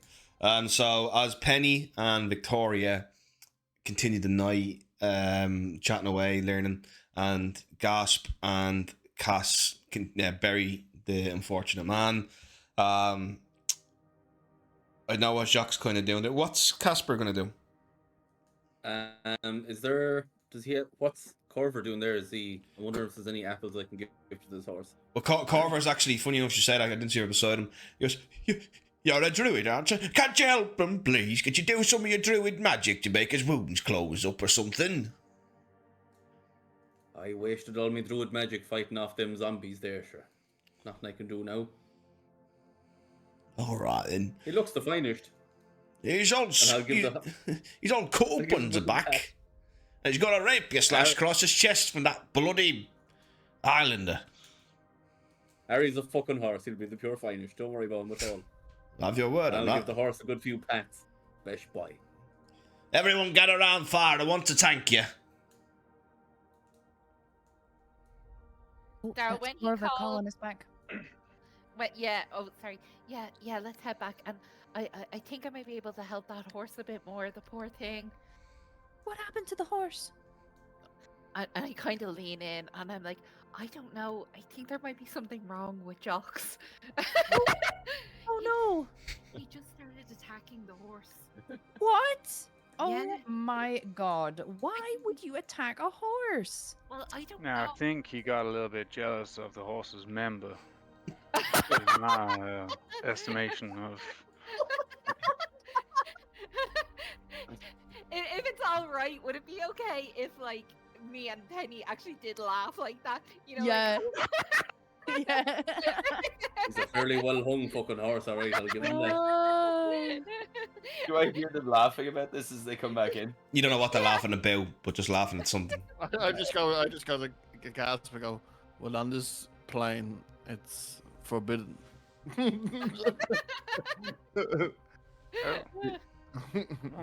Thank you for keeping me apprised of the local differences. Much obliged. And But I can see why they have that horse working the fields. He'd be good for plowing them. No. Jacques, you're beginning to catch on. I don't get it. Oh, no, you're not beginning to catch on. I don't get it. Penny will kind of like stop giggling a little bit and be like, Jocks, are you all right? Are you okay? Did something happen? No, nothing happened. The horse was attacked by a zombie, and if you are attacked by a zombie, you become a zombie. And I'll kind of look to Victoria and I'll be like, is that true? Would I know it's not that? Roll that kind of check. Okay. Penny's now worried. Or given Larry's history, would he know? Yes, roll me an Arcana check. but you have an advantage, Gasp. Yes, Victoria, you know that is not how zombies are made. At least none that you've ever read about. And that's a 20 for you, Gasp. Yeah, Gasp, you think that is the most insane, preposterous notion you've ever heard in your life. I nod my head at Penny. My eyebrow raises critically. I'm like, I'll kind of look between them and be like, okay, there ain't a word harder than no to say how goddamn dumb that would be. It's the most intelligent person on my island, a man named Sina Jean, told me.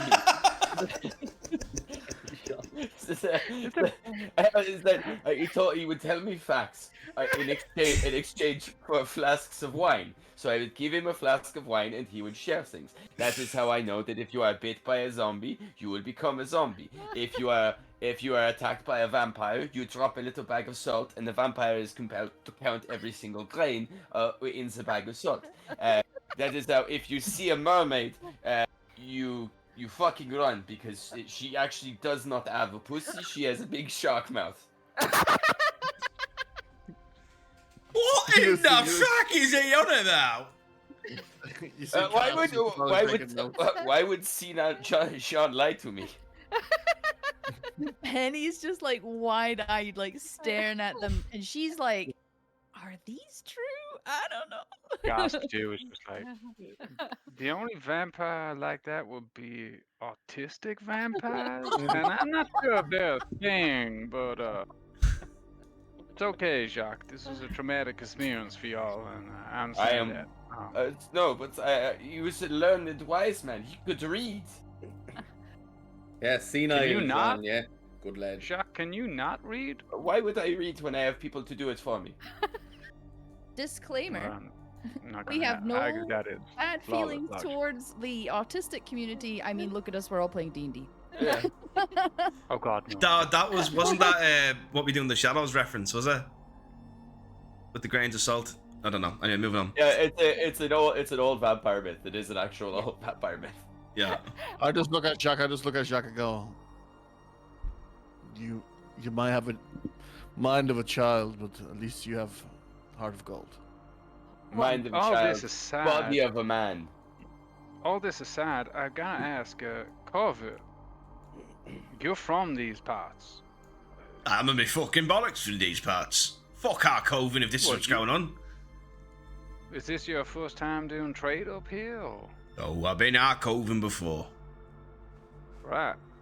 Then, zombies, they're normally a part of the dangers and risks? No, or- that is first time I've ever seen a fucking corpse walk, if that's what you're asking me. And I ain't never heard about zombies in these parts. I heard about bandits and goblins, but no fucking bastard and zombies.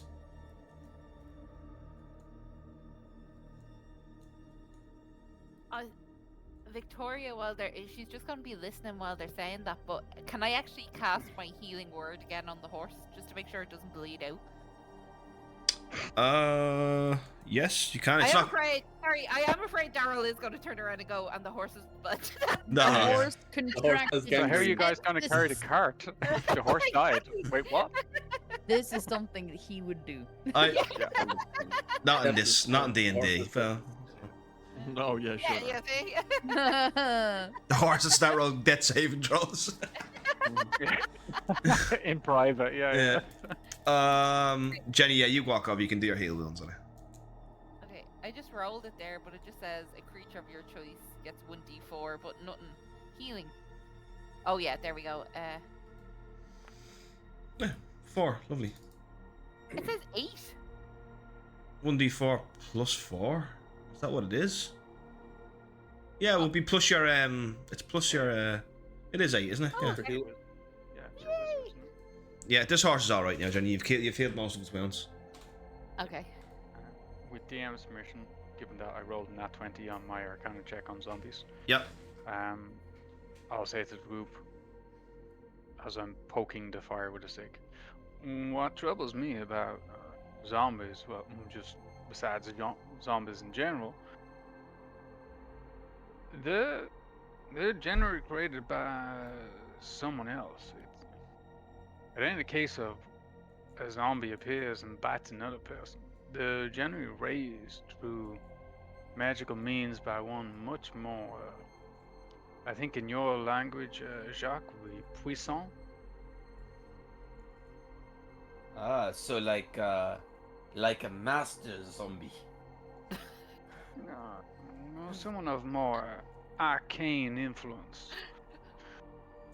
That would be my concern. Like a wizard. I Oh, fucking sorcerer, hate. warlock, I you fucking read. hate wizards. They think they are so great. Oh, because they have all their books. I'll lean into Ravercast. I don't think he can read. I think that's his problem. Like he's angry with the books and the band. And we'll dig into it later. But I look at him like definitely explains a lot. Well, you read that contract I gave you, Jacques, didn't you? We. What's we mean?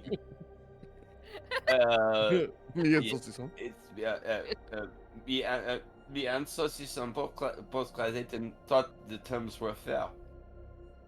He looks at you, gasp, and at you, Ravercast, and he just shakes his head. He's just like, with his passive insight, he could see through that. Saying him and the rat read it like.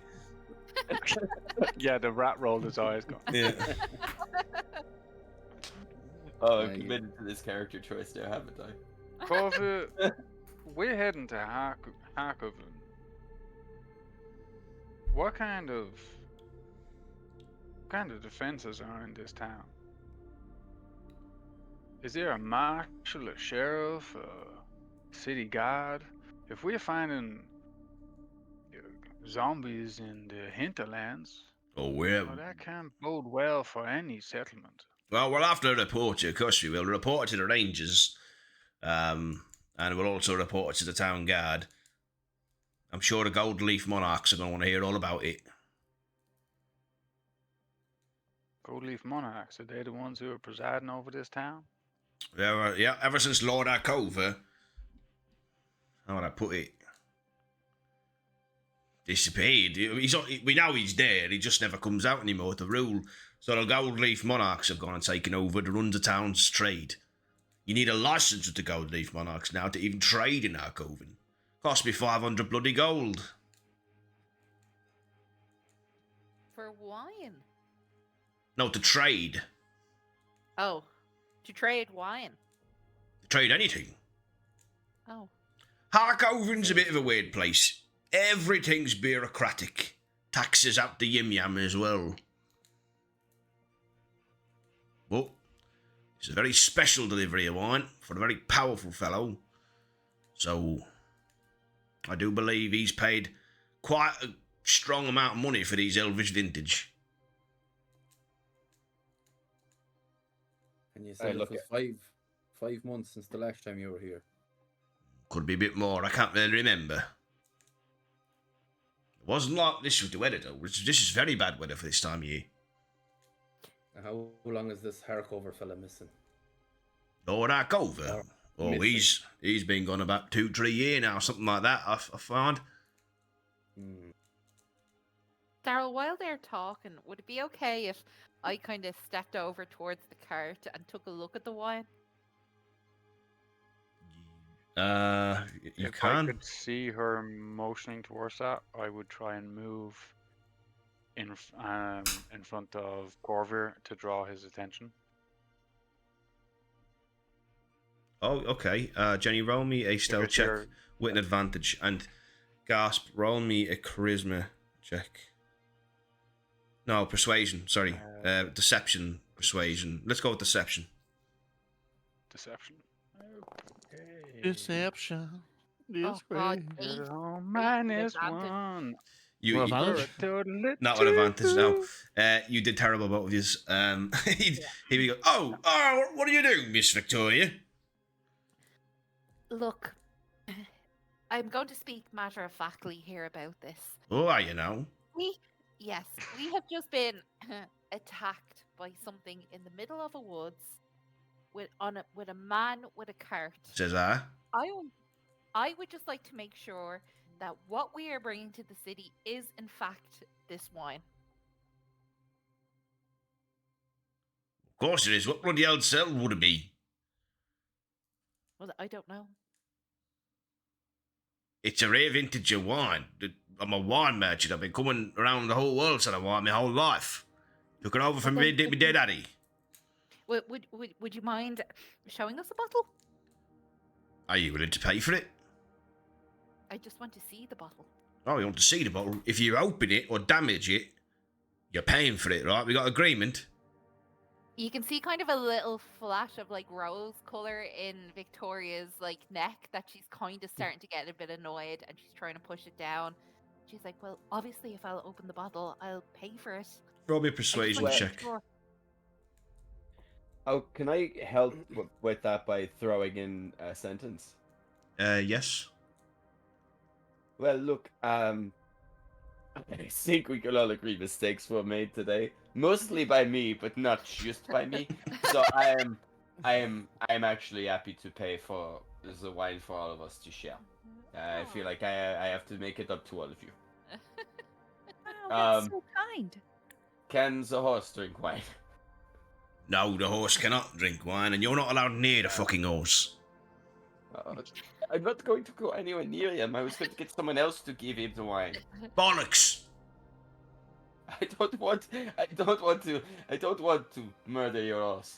This shipment is for 55 bottles of wine. I'm not showing up with 54 bottles of wine. All right? Then can I just see a bottle, please? Did you roll a perception check? A persuasion check, Jenny? Oh, just a normal. Advantage because of Jacques. Oh, perfect. 16. Oh, natural 20. Oh. 4, yeah. Right, Nice. all right. I'll even let you hold the bottle. Okay. But don't damage it and don't open it, all right? Because if you open it, you're paying for it. It'd be 500 gold. Okay. For one bottle of wine? Well, that's not what he's charging me, but that's what I'll charge you. It's my property. My goodness. He walks over and he kind of, you want to pick it or will I? It's all wine. It's just all bottles of wine tied together. Okay. They are these kind of interesting elvish style bottles though. That's what I was gonna say. I'm gonna go over and look at the bottle and like, what does it say or what does it? I'll tell you now. Is it in Elvish? There is Elvish right now. Yeah. Do you speak Elvish, Jenny? Unfortunately, I have comprehend languages, but I've used all my spells. Oh no. And I'm looking at Comprehend someone languages. directly as I say this. Healing the horse. Comprehend languages. Jenny, just so you know, comprehend languages is a ritual. Oh, is it? That means you can cast wow spells. Can bards Or do that takes though? I know wizards can do ritual Oh. spells. Bards can't do ritual spells. You can do. Everyone can do ritual spells. I'm pretty sure. And One of do them's they? ritual. It'll be on your character sheet if you have ritual casting, but it takes 11 minutes. I have Elvish, but I can't read. Can you legit not read? Oh no! If I've made the joke, I have to commit to it. I can't read. Yes, come on.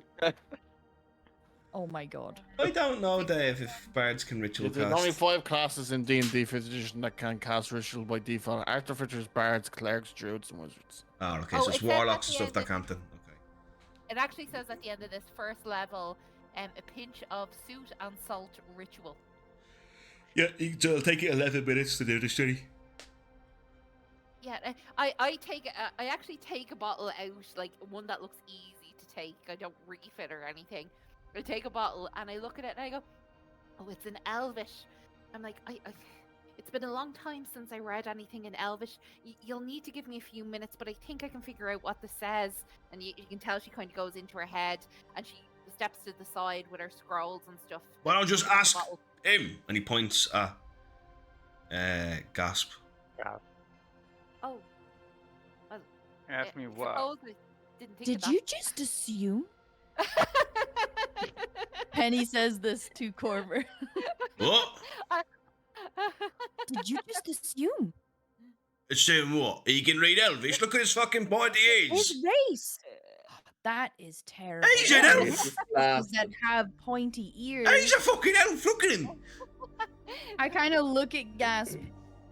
My I dear, didn't know that. thank you very much. I understand where you're coming from, but on this occasion, he is 100% correct. I am an elf, and I do speak, and I look at Jacques and read.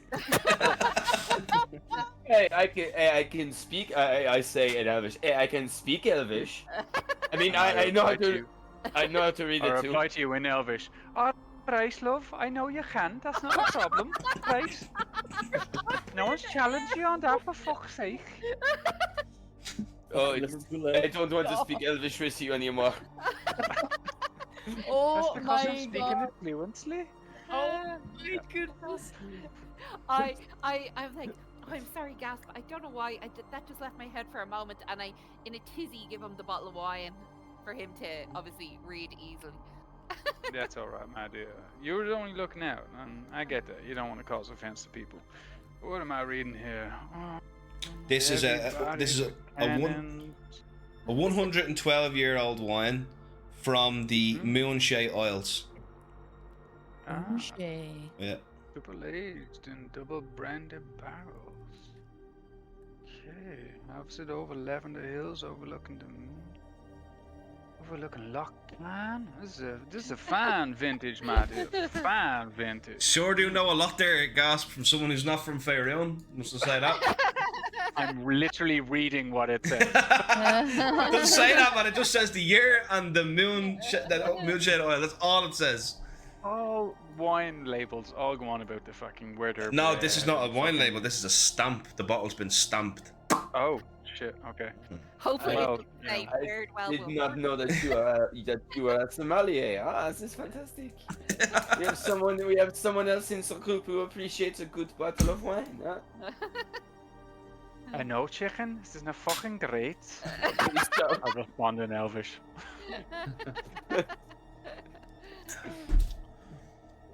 Okay. I'll hand her back the bottle and I'll say in common.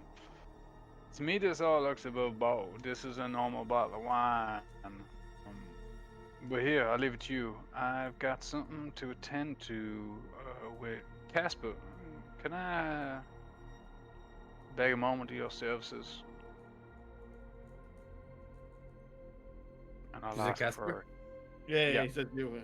Oh yeah. And if you don't mind, I saw you were able to conjure fire on a whim. You betcha I can buy. Especially for whatever triple distill good that's in your hands there, don't worry about it. Well, that is mighty fine. I think it best if we dispose of these zombies, walking dead, as it were. Make sure they are permanently out of play. I'll grab Good a idea. log of fire from the campfire and I'll walk over to. I'll just get it going if you want to get your old wizardry-do going. And I'll ask him to help me burn all the 4 bodies. Kill. We'll Alright. go over them one by one so I don't have to touch them. Blash them all individually with bonfires. Alright.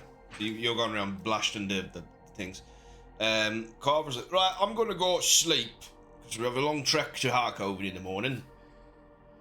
I wanted to say thank you to you all. I've obviously paid very good people to protect me and me horse and me cat.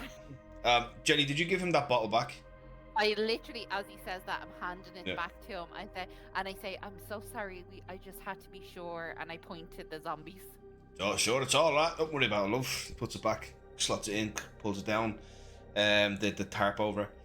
Right, I'm going to go to bed. Thanks very much for everything that you did tonight, and we can talk about a bonus tomorrow. All right?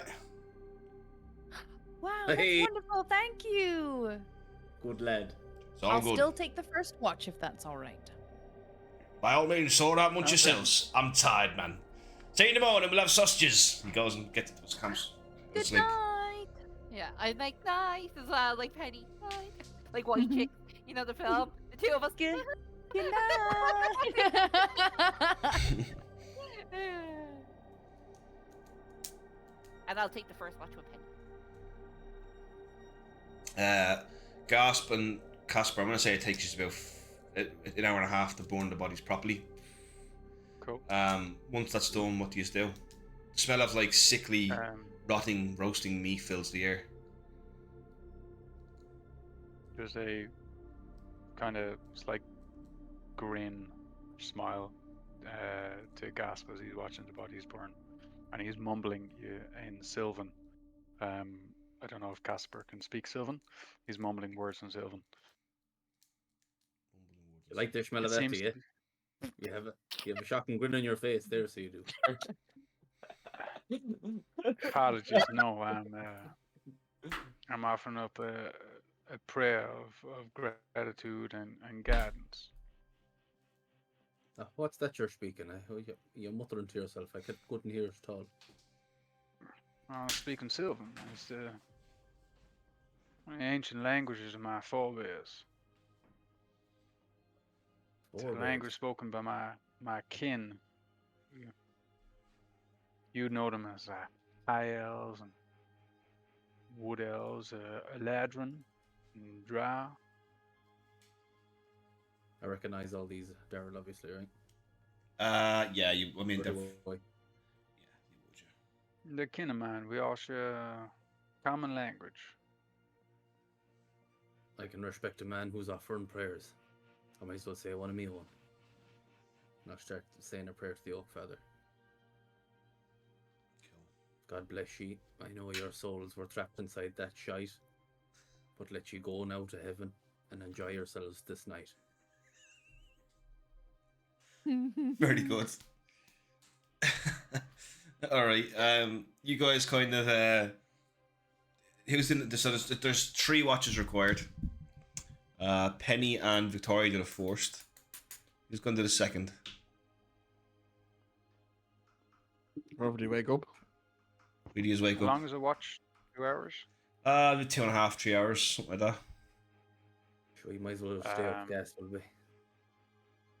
Penny would have asked before you all went to sleep who would have wanted to be woken up for the next watch.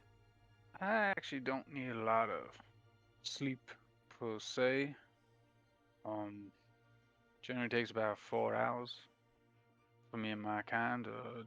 So I'm alright. If I go early, I can take the end. Let you all sleep on past the dawn.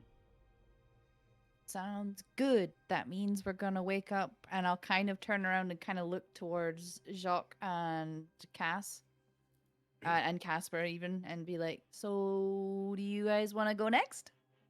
I need my extra beauty sleep, so sort it out amongst yourselves. I'm going to bed. Wow, a new Marilla. Yeah.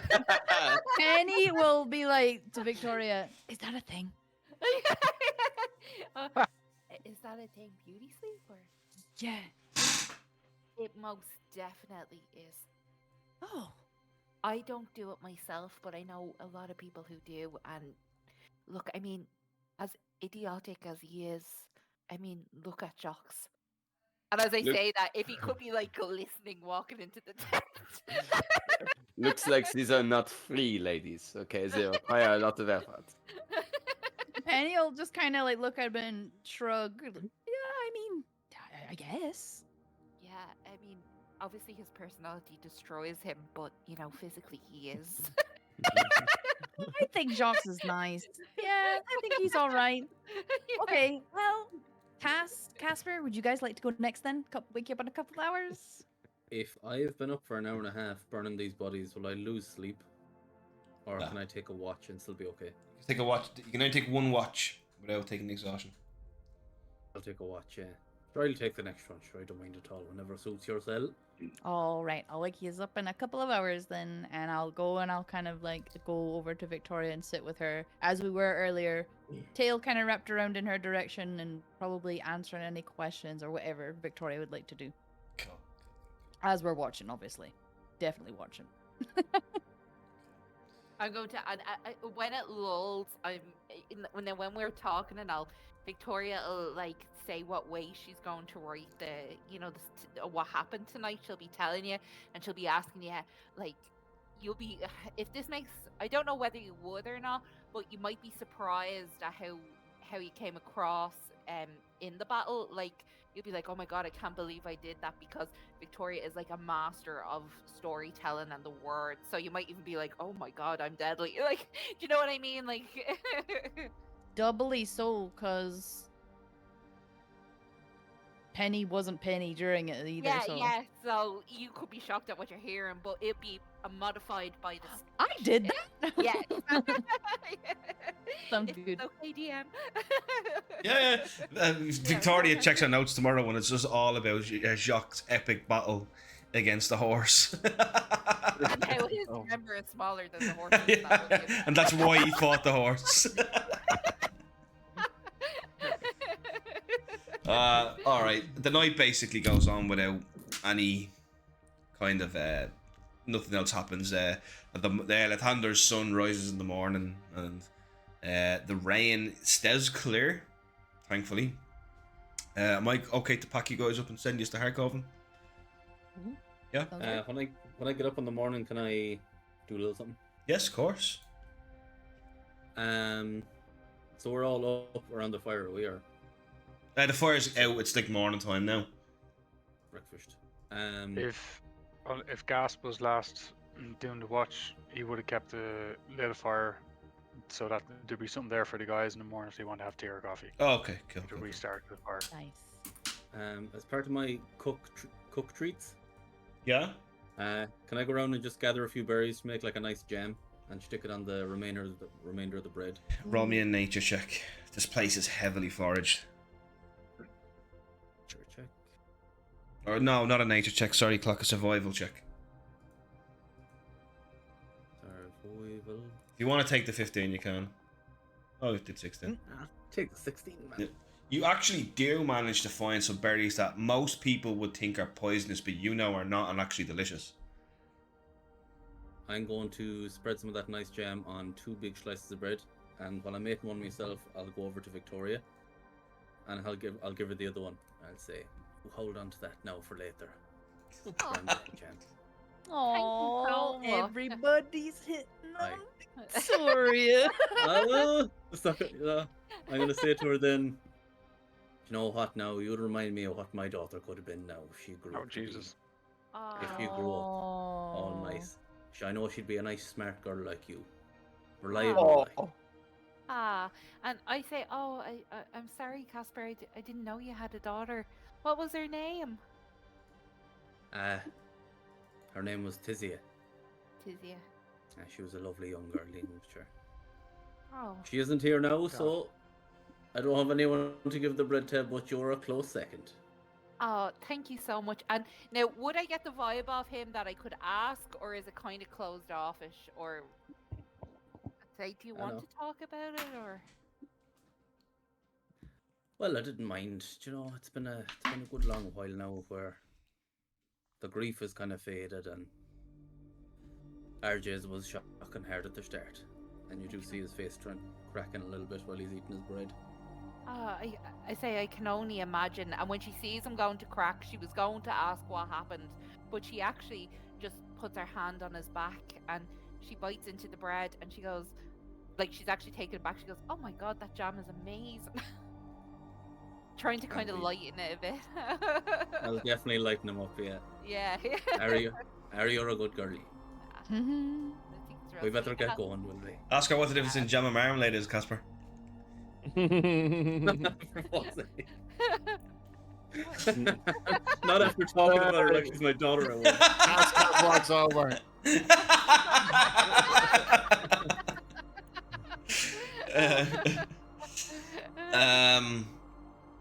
Okay, so am I happy the character's on to Harkoven, or is there anything else you guys want to do? I just want to know what Victoria's secret is.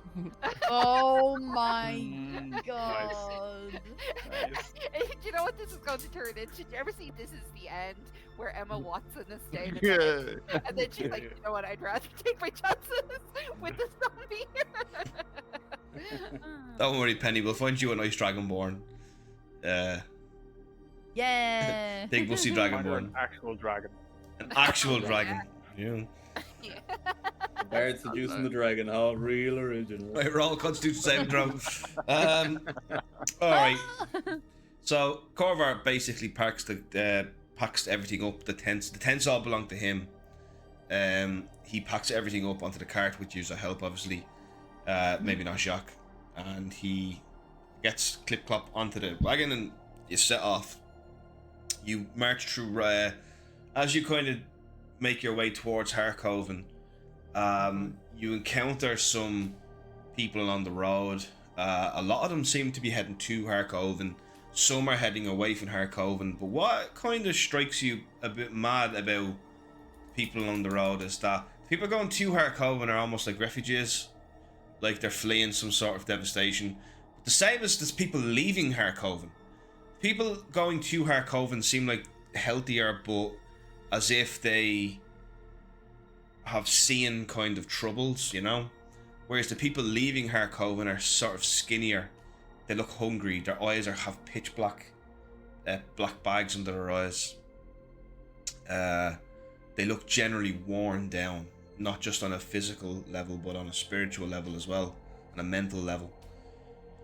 You do encounter along the way some of the famous Harkoven Rangers. They are... Corver explains to you that the Harkoven Rangers are the elite kind of defense force of Harkoven. They form a kind of small elite part of the small military force of town guards that Harkoven has, and their job is to go around the surrounding areas. Even if you guys try to talk to these, they're fierce, cranky, and they just make their way past you. So they don't even acknowledge us. The only thing they do is they stop Corver to ask him for his license to sell in Harkoven, which any of you would know is incredibly strange behavior for a ranger to be doing. It's not usually the ranger's job to police financial matters. So that is an unusual thing you do witness. And eventually you come to the gates of Harkoven. You are brought in. The cover brings you guys in. You march into the town, and you find yourselves in a hauntingly grey place. Dimly lit streets are lined with weathered, leaning buildings covered in ivy and moss, and the populace moves cautiously, avoiding eye contact. The gloomy atmosphere is accentuated by flickering lanterns which are lit even though it's daytime, illuminating dilapidated signs of various businesses and taverns. A sense of melancholy hangs heavy in the air, and a chilling breeze carries an earthy scent, creating an eerie feeling. In the distance, a spired castle roof looms, giving the town an oppressive vision. As you tread upon the rough cobblestone streets, many of the cobblestones haven't been plucked. You can't help but feel a sense of foreboding and wonder. What challenges await you in this seemingly forsaken town? Corver turns to you all. Blood of Lathander, this place is a lot gloomier than I remember. Right, I've business to attend. Meet me at the Saw and Bones Tavern on West Hollowmore Street. It's that way, points. At 8 p.m, sharp, mind you. He looks around. He takes a big deep breath. Right, I'll see you then. And he claps his cart on. Sorry, can you repeat that, please, Daryl? Which one? Saw and Bones. So at 8 West p.m. we've Hollowmore got to meet Street. him. 8 p.m. at the Saw and Bones Tavern on West Hollowmore Street. And he pointed in the direction of Hollowmore Street, yeah. West Martin Street, West Martin Street. Yeah, it is beginning to rain again. Seems to be a very common thing here in Hollowmore. In Harkoven. Quick question: how do we take a long rest on Foundry? Oh, we'll deal with that. Because you guys have arrived in Harkoven, and I think that's a good place to end the session tonight. It's under on your character sheet. It's under your hit dice. So when you open your character sheet, you see your portrait, and the second box to the right, hit dice underneath L.rest. Take that. Thank you very much. Thank you. As we enter into, don't mind Daryl, just as we enter in, Gasp will be like, oh my, if I hadn't known this place would be such a sight to behold, I would have been running. This is a place of wonder and beauty. You really like kind of depressing places, don't you? I'm not overly fond of color and blackness. No. I just say, look at that stark I- beauty. This is I just say to gasp, I just go, don't judge a book by its cover. oh, exactly. For those of us that can read, I'm talking about the sea. And I kind of back at Jack. As you're standing there, you guys see this big kind of husky dwarf marching right towards us with a look of intent in his eyes to speak with you. And that is, we'll end the session there, right? I attack him. Oh. You all level up to level 2. Well done, guys. Oh! Yay!